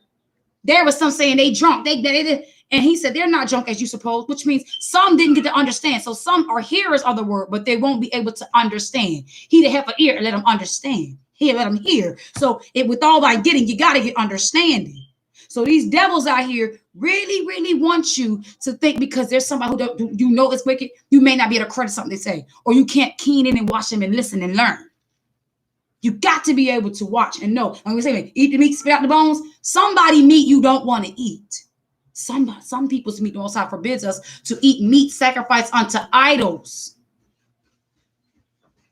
We don't do that. That's why 4th of July on their holidays is sacrificed to idols. They're pagans. Majority of their holidays are celebrating our deaths. The Thanksgiving is the slaughter of the Native American Indians. 4th of July, slaves are still in the field. So I don't understand why anybody celebrate any independence and we not independent. We're not sovereign. And guess what? You know what? Now the bamboozle is every citizen with a birth certificate and Social Security is now a slave. You're a corporation in debt to America. You're a part of the nonsense. See how they done tricked us? But I hold dear to the Mashiach and his redemption and his blood, which can break every contract. That's why he said break every chain. That part. And all the wickeds. Okay. He said, when they tell you go in this house and go see, like they do with the Pope. Now, mind you, this rebuke for every single person who's ever taken their children to go kiss the Pope and all that stuff, you literally sacrifice your child to Satan because he is the satanic beast on the earth. He even said in his video, you weren't supposed to do that. You weren't supposed to send your children to me. He said, you should have known better. You were supposed to study your Bible, but you didn't. Those that think they go to a church building, I gotta go to because the Spirit there. Beloved, that's a deception. He said, I don't dwell in places built by man's hands. He dwells in us. Even Lion King said it. He lives in you. That's why they hate you and they kill you. He said if they hated me, they're going to hate you. They hated his image so much they gave us a white image with wet and wavy hair and a Victoria's Secret gown. He said, for there shall rise false Christ and false prophets shall show great signs and wonders, insomuch that if it were possible, they shall deceive the very elect. So they said these false anointed ones, these false speakers, and these people, they're going to show you great signs and wonders. They're going to be, that's why I say, don't be pressed by every little thing you see a miracle. If a person perform a miracle, they say, my aunt was healed and she got this. Is she healed unto sin again? Or is she healed and she was delivered and her whole life has been transformed? Because the Mashiach told us several times, we heal somebody, go and sin no more. Your faith has made you whole. Was he something cool? Yeah. Sorry. That's my background. Mm-hmm. And it changes. Oh, yeah, that's nice. All right. He said, if it were possible, they shall deceive the very elect, which means if it were possible, which means they're not going to see your great signs and wonders and all your little Benny Hinn's and all these little performances they do in the Christian church. There's nothing they're going to be able to do that's going to snatch us back in there. Once we wake up to this truth, there's nothing they're going to do. Bishop T.D. Jackson, how can he, listen, you want to know what the sad miracle is? He has the gift, the gab to have all those people in his congregation to see. But when stuff like this happened, or when shootings were taking place, does he ever take place? Or when a hurricane came out there, what did he do? He opened his doors. Bishop did nothing. He did nothing. Him and Joel Osteen opened not their gates to the poor and the people. Let us not forget, family. And Miss Houston, Texas, baby, Miss Beyonce, neither was she out there. He said, wherefore, if they shall say unto you, behold, he is in the desert, go not forth. Anywhere somebody try to tell you, I just seen them share or this and the third, don't listen. Don't trust him. Don't believe him. He's already come. This means in the last days, somebody going to say, I just seen Jesus. What people, what nationality of people always want to profess themselves to be God and characters out the Bible? Come on, you give it to me. Caucasians. They're the main ones. Every year, movies. Superstar, who you are? Who played that movie? Talking about some Jesus and Moses and all this. Who painted the faces of all our history? Excuse me. Caucasians. Yes. I'm about to go to the bank. Okay. Do you know where my monitor is? Monitor. Yeah. For my blood sugar. It's not. Is it in a black in that black thing? Yeah, it's not in there now. After you took everything out of the paper bag, remember? Look inside. It's not in there. Oh, look in the window over there, babe, by the house phone. With your papers, by your recliner. All right. So check this out. So in the last days, if any Caucasian stand up and say, I'm Elijah, I'm a big rapper, don't believe them. And you see that funny character running all through the seats, 10 cities, telling us something. He said, repent, Jesus. And they're lying because that's not his name. Boom. Like I'm telling you, when you come to the truth and you realize who you are, you realize the word, they cannot convince you otherwise unless you be entangled in darkness again. Now, he said, behold, I have told you before. Wherefore, if they shall say unto you, behold, he's in the desert and go not forth. Behold, he is in the secret chambers. Believe it not. So if they try to tell you the Pope is God, don't believe it. Because some people that's going to be obeying his command, they obviously believe him. Because the Pope is going to be the one that declares the Sunday law. He's the one I woke up this morning and Abba showed me an ugly face on this morning. Saying some foul things out his mouth this morning. Looking funny. So I said, okay, Father, I'm going to tell the people. This is what we're dealing with. He's going to soon be declaring this. He said, for as the lightning cometh out of the east and shineth even unto the west, so shall also the Son of Man be. So nobody, can the Pope do that? He can't do that with his old decrepit looking self. The Mashiach is going to be the one to crack the sky from the east and the west. You're going to see him coming in mighty chariots, what they call as UFOs. He coming in smooth. He coming in with flavor. He coming in a black style. He ain't coming in like the Pope comes in with his little hat with a little polka dot on the back, with his little gown on and his long necklace and cross and bending down and kissing babies, wee-wees, and all this old profane, old nasty stuff, abominable acts. Our king is on a whole nother range. He's different. If y'all can see our Mashiach compared to what we see today, people would be like, I love to serve the Most High. Shaking themselves from this doctrines of devils. He said, for wheresoever the carcass is, there will the eagles be gathered together. Wherever the dead is, where the eagles, the nations, all the other nations, their symbol was the eagle. All of them. So when they're gathering for death. They're gathering to kill. They're gathering to bring destruction. That's the only language they know. When an eagle comes down, it's not coming down to dance with the pigeon. It comes to yank up and bring forth. That's Zebediah with all his little body with the steps. Bless his heart. So when an eagle drops down, it's coming for the gather. You see them legs on the eagle? I mean, the little feet. And like when he hits the ground, my husband said one time on the VA premises, he was down there on like the VA, it's the Veterans Hospital, or whatever, somewhere, and he saw a hawk come down and get a beaver or a hedgehog, or not a hedgehog, a mouse. Yeah, baby. And you said he hit the ground, so you felt the thump, didn't you? Yeah, He said he felt the hawk's thump. Imagine an eagle. So it's letting you know the fiercest of the fowl, because remember, it says Babylon has become the habitation of every unclean bird. So the unclean of Confederate fowls of like-minded nations who've all taken on the eagle, they have all dwelt here. They've all inhabited here with benefiting from the Most High's chosen people. We may be scattered, but I think America is the only place that has almost all of us here. I think America is the only place that may have almost every tribe here, although we're scattered, but almost every tribe, because it's just something about America that they love to oppress the natives, the blacks. It's like majority of us are here. He said that we shall be in captivity together. Okay. And look what they're doing over in Africa too. Okay. He said, so they gather for death. So he said, immediately after the tribulation of those days, now you about to hear about the righteous gathering, shall the sun be darkened, and the moon shall not give her light, and the stars shall fall from heaven, and the powers, and this is the time of the kingdom, this is the time of the authorities of the wicked powers. Remember, we wrestle not against flesh and blood, but against powers of principalities, darkness, and high places, right? So when you see that powers, that's talking about those powers in high places. Look, powers of the heavens shall be shaken.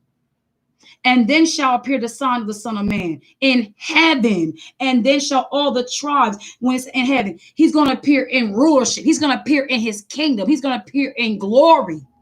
He's not going to appear like the Pope when you see him and trying to shut the city down, and they shut Philadelphia down so that this devil come through.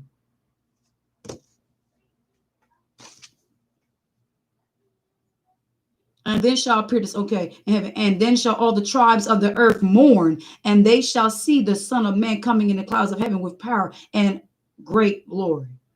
The tribes of the earth.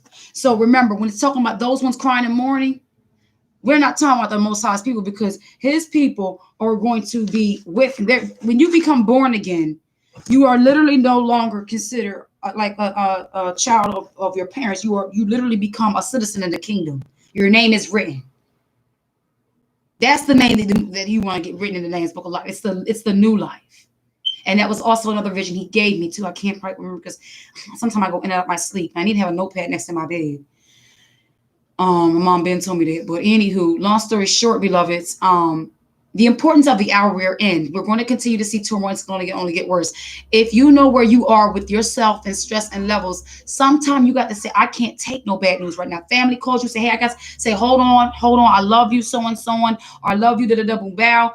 But if it's nothing that's going to edify me and keep my man on the kingdom, would you mind? Would you mind if you could just give me a moment?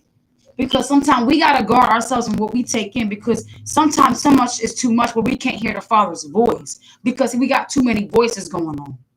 We got too much. He's saying, I'm trying to get your attention, and you're not. I can't. I'm battling with this, that, and the third. And this is why I'm grateful for the opportunity that my beloved sister's going to come out here for Shabbat, and that we're going to be able to set our blankets up and get in this word. Because it's time for those that are hungry for righteousness to be filled. Be fed. Mommy, Santa comes shoot me. No, you're not. Okay. I gotta read verse 29, beloved. Mommy, should have a gun. a BB gun. Okay, he ain't gonna shoot you. Daddy out there with y'all? It's a Nerf gun. They mixed off. Okay. Verse 29. Immediately after the tribulation of those days shall the sun be darkened, and the moon shall not give her light, and the stars shall fall from heaven, and the powers of the heaven shall be shaking. And then shall I read that verse 31. Here we go. Now this is talking about the righteous gathering. And he shall send his angels with a great sound of a trumpet, and they shall gather together his elect from the four winds, from one end of the heaven to another. So, brother Selah, are you here? He's not here. I thought it was Selah. It's Seeking Yash. Okay, welcome to my sister Seeking Yash True and Goofball. Let me see, Goofball Kids. Preach. Okay, welcome to you. Shalom, Goofball Kids.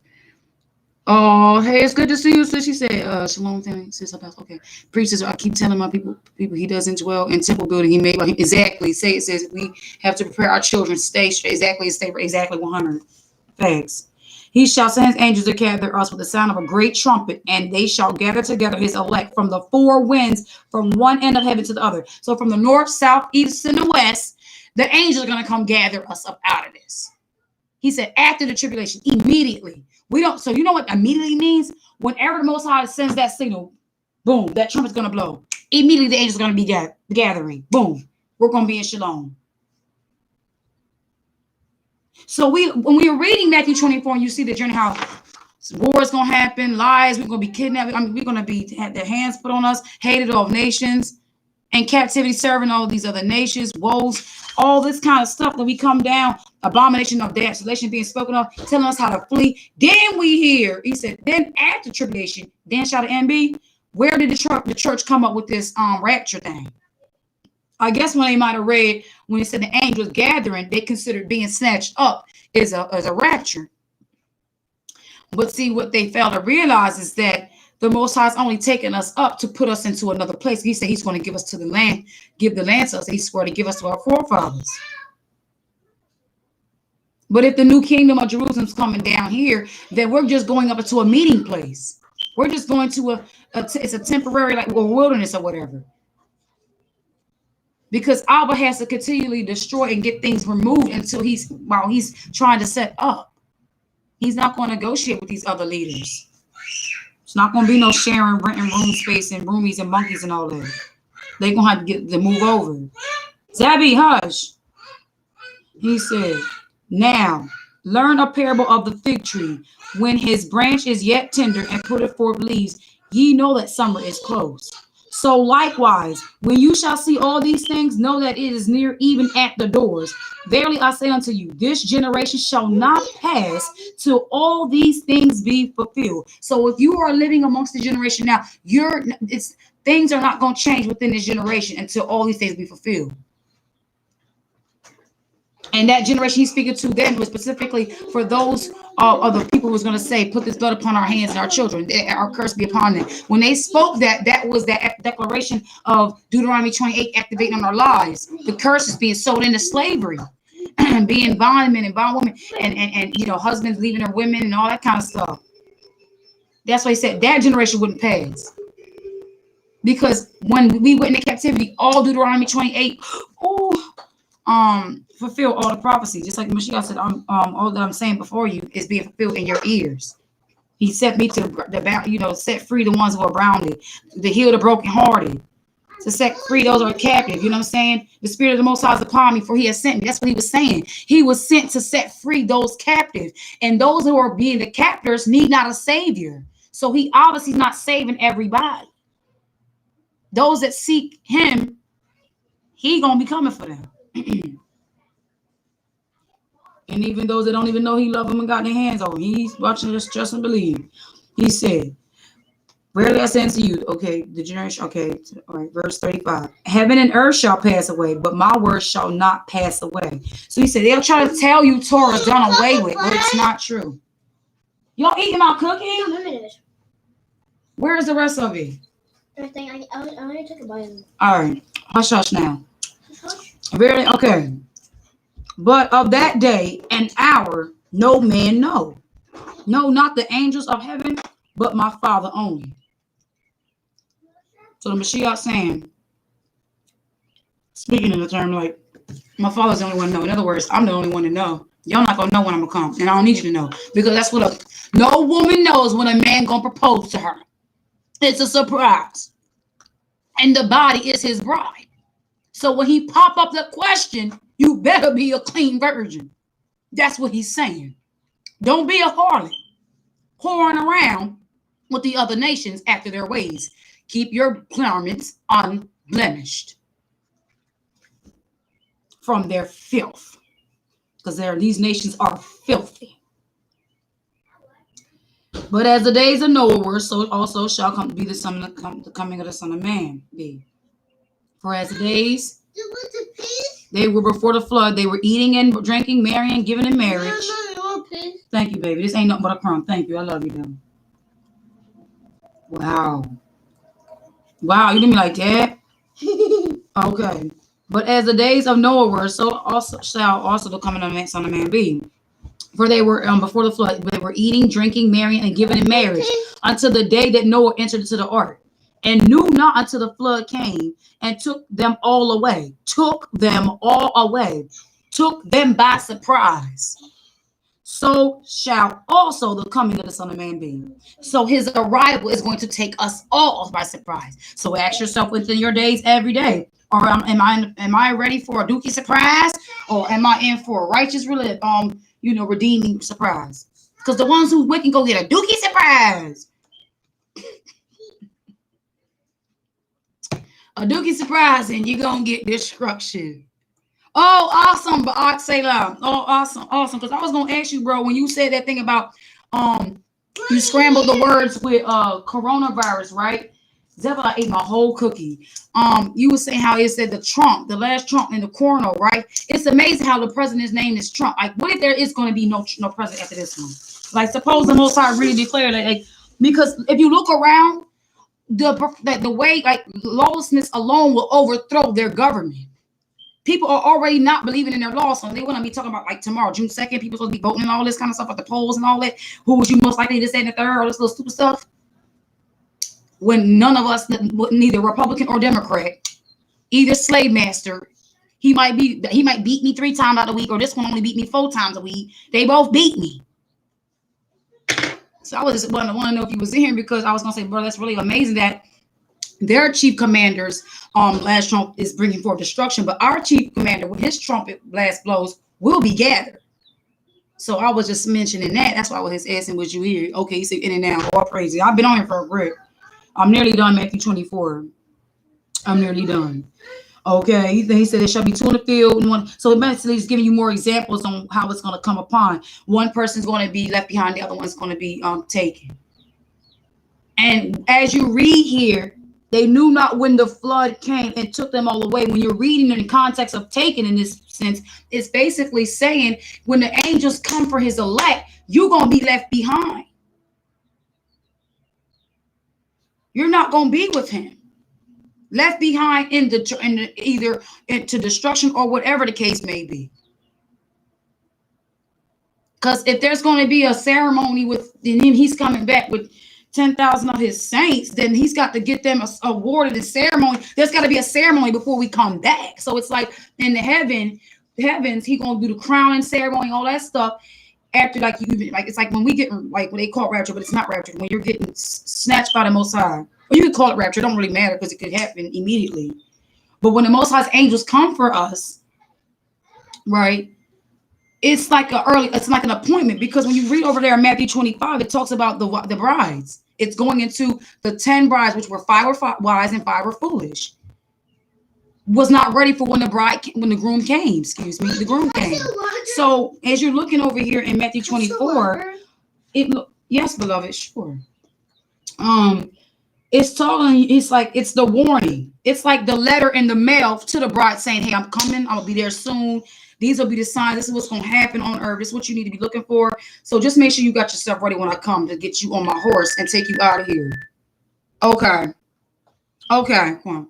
So he's like basically saying, yeah, just have yourself right and ready for me when I come. You don't know when I'm going to come. But I'm coming. He said, 2 women, okay, and knew not until the flood came and took them all away. So verse 41, 2 women shall be working at the mill, the one shall be taken and the other left. Watch therefore, for ye know not what hour your master doeth come. But know this, that if the good man of the house, if you are a good person of your being, your own temple, had known in what watch the thief would come, he would have watched and would have not suffered his house to be broken up. So when it's talking about watch the good thief, it's talking about watch the thief. That means be a watcher out for Satan, who's going to and fro seeking whom he may devour. And don't be the one to suffer your house to be bombarded, because it says the unclean spirit seeketh for a place to rest. When he clean and he finds, is cast out of the house, he finds it swept and garnished, not refilled with something to replace it, which is of the Most High. He figured, you want me back up in there. Okay, so you gotta be a good man over your house, be a good person, a good steward over yourself in these times. Make sure you're not in agreements with the wrong decisions and the wrong doctrines and things and stuff. Make sure you're walking you say when the righteous scarcely be saved, it's like the righteous are going to be too scared to sin against him. It's their fear that's going to save them. That's what it's like. You look at it, the righteous are scarcely going to be saved. It's going to be hard for the righteous to live amongst these times. So that's how, yeah. To those who are like running out there and are protesting and things are doing such and acting a fool, and for those who are not doing the right thing, can you imagine those who are all the right heart being amongst that? What fears they'll have over them? What could happen to them? It's just like in the scene when Scar was telling hyenas, he was like, be prepared. Speaking of being prepared, and then the hyenas was like, he was like, yes, off with the king. He said, yes, no, king. The hyena was like, no, king, la la la la la. He was like, idiots. There will be a king. So people that are out there with that right mindset, they're like not disrespecting law enforcement because they don't really like law. They don't really like authority. It's not that they don't care about the cops and the brutality. Even if the cops were enforcing the right laws, they would have a problem with it because there's some of them living a lifestyle they don't want the law to inflict on them with. They're not ready for the righteous laws on the land to come forth.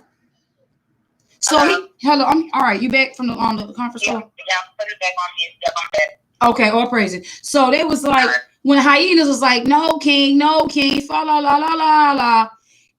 Scar was like, you idiots.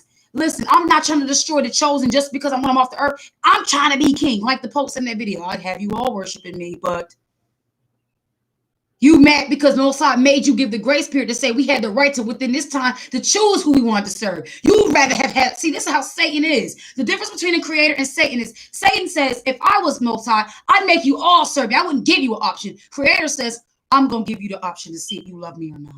I'm not going to do that to you. Now, whichever you decide, according to your wages and your reward, when my son comes, his reward's with him. Whatever you've done, according to your acts, you will have. If you were wicked, you're gonna reap the reward for that. Pay attention to what that posted in that video if you have not seen that video. He said a lot in that video.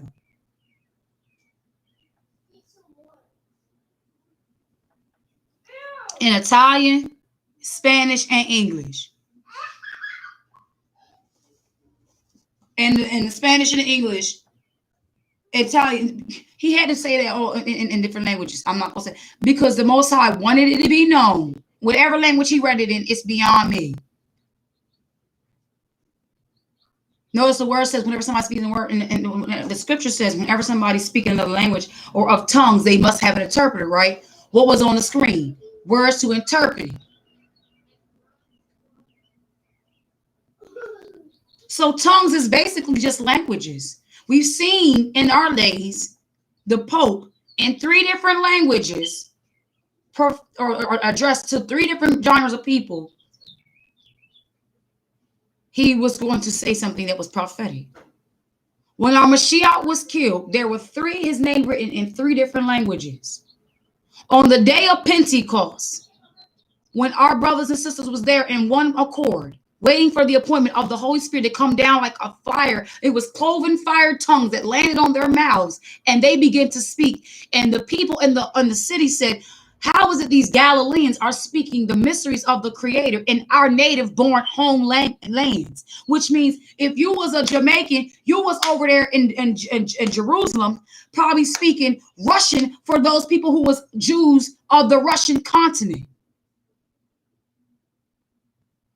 They grew up in Russia, but they African American, but they're Jews by color. So it's like us. They call us African Americans, but we're Jews of the Southern Kingdom over here in America. We got brothers over in Africa. We got brothers over in Haiti. We got brothers over in everywhere, all over the earth. Canada, Europe. So you just pay attention. And then it all began with the Tower of Babel when they were all in one language trying to go against the Creator. So the Father shows you mysteries with languages. He's showing us a pattern in the Word. And you know what was so sad to me when I saw a lot of people's reviews on that video about the Pope and coming out saying that, I heard too much of folly. I didn't hear enough people saying what they should have got out of it was they're arguing about what language he's speaking. That's not supposed to be what you're supposed to get out of that. You don't want to be a moron. You need to understand what was on that screen. I barely looked at his little ugly face. To keep it real with you. Because I always said when I saw the popes that their mouths look like an open sepulcher. Their mouths look dark in there. Look like they smoke a new kind of tobacco. Like they get like a chimney in there. Like it looked bad in their mouth, and their teeth look scary, and their eyes look wicked and sunken, and it's just they look demonly. They look like a demon. I wouldn't want to be left in a room with them if I was in sin. But being in righteousness, I'll be left in a room because they'll have the right one with me. They had the right one. Let me hurry this on up. Okay. He said, watch therefore, for you know not what hour your master come. Okay, when we read that. Verse 45, who then is a faithful, wise servant? And you can get the precepts on being a faithful and wise servant all the way over here in Matthew 25. I think we're going to be going through this week. We're going to also be reading Job. Remember to continue within your own. If you can't read Job 5, okay, Psalms 100, Psalms 101, okay, and Psalms 51, the repentant prayer. Just continue to keep yourself in a meek and patient place with the Father. Because remember he said the patience of the saints. The saints are going to be patient. The wicked ones are not going to be patient. The wicked ones are going to lean to their own understanding and do things in their own counsel and their own crafty wickedness. All right. Who then is a faithful wise servant whom his master have made rule over his household to give them meat in due season? Boom. See there? You a good master of your house. When your needs come, you're going to get what you need. And that's talking about the ox and like the olive. It says over there in Proverbs 14 that without the ox, the house is empty. So if a good man ain't doing nothing, he ain't working, he ain't gonna have no meat in due season. So being faithful and a servant is someone who does things, who's not a lazy, slothful person, but they're doing things, but not just doing things where work. They're understanding the importance of the kingdom. The Most High said, seek first my kingdom. So my servitude to him must be before my life and everything else, because he said to me, promise me, if I seek him first, he will add all these things unto me. Okay. Blessed is that servant whom his master, when he cometh, shall find so doing. Verily I say unto you that he shall make him ruler over all his goods. You're going to have his earth, because all the earth he created on the day of creation, he said it was good, precept. And the meek shall inherit the earth. But if that evil servant shall say in his heart, my master delayeth his coming, he shall begin to smite his fellow servants, being wicked in heart, smite his fellow servants, killing, or being abusive, and to eat and drink with the drunken, to mass the drunken. He's saying with whom? You don't, now drink is not wrong. Celebration is not wrong. He said, but you with the drunkard. It's like, you don't, the drunkard are those who live to just be drunk. It's nothing wrong having a good little drink and celebration. Unless you have taken the Nazirite vow. All right. The master of that servant shall come in a day when he looketh not for him, and an hour that he is not aware of. Precept, no man knoweth the hour nor the day. And shall cut him asunder and appoint him to his portion with the hypocrites. There shall be weeping and gnashing of teeth. So the end of that basically is saying the rebuke for those who knew better, didn't do better, and slacked and delayed in your turning around. You're going to be with the gnashing and the hypocrites because you knew you didn't do. Then you read Matthew 25, and it's talking about wisdoms on how to be a wise servant and faithful. Then towards the end of Matthew 25, it shows you the judgment for the nations of those who oppressed his children, because he said, when you did not to my brother and a sister, and you done it not unto me. So I'm gonna go ahead and end this video. This live has been we've been on for a while. Get my dinner ready for the day. Don't know what I'm gonna cook. I know I got something a little cute in the fridge. I'm gonna try to do, whatnot, or whatever have you. But like again, I said, 2nd Esdras 16. When you want to go through this, we're gonna read this again tomorrow. Abba will He give us those days. But we're gonna be going through this all week. All right. And understand, Babylon, Asia, Egypt, and Syria are being judged. So that's affecting us to some extent because we were at their hand of their mercy during captivity. So, but because I was breaking the bond, we're now like those people in our ancestors in the Egypt. We have to come back to that place like a newborn baby and let Abba nurse us again, wean us off of the filth of the nations to bring us onto the incubator of His word. All praises. I thank you all for tuning in. To my sister Seeking Yah's Truth, it's good to see you. Sister Yasmin Lee, thank you for holding down the chat. Brother Selah Yahuwah. And anybody that's watching but you haven't commented in the chat, thank you as well to you for joining in. I pray you all were edified, and this can bring forth fruit in your life in due season.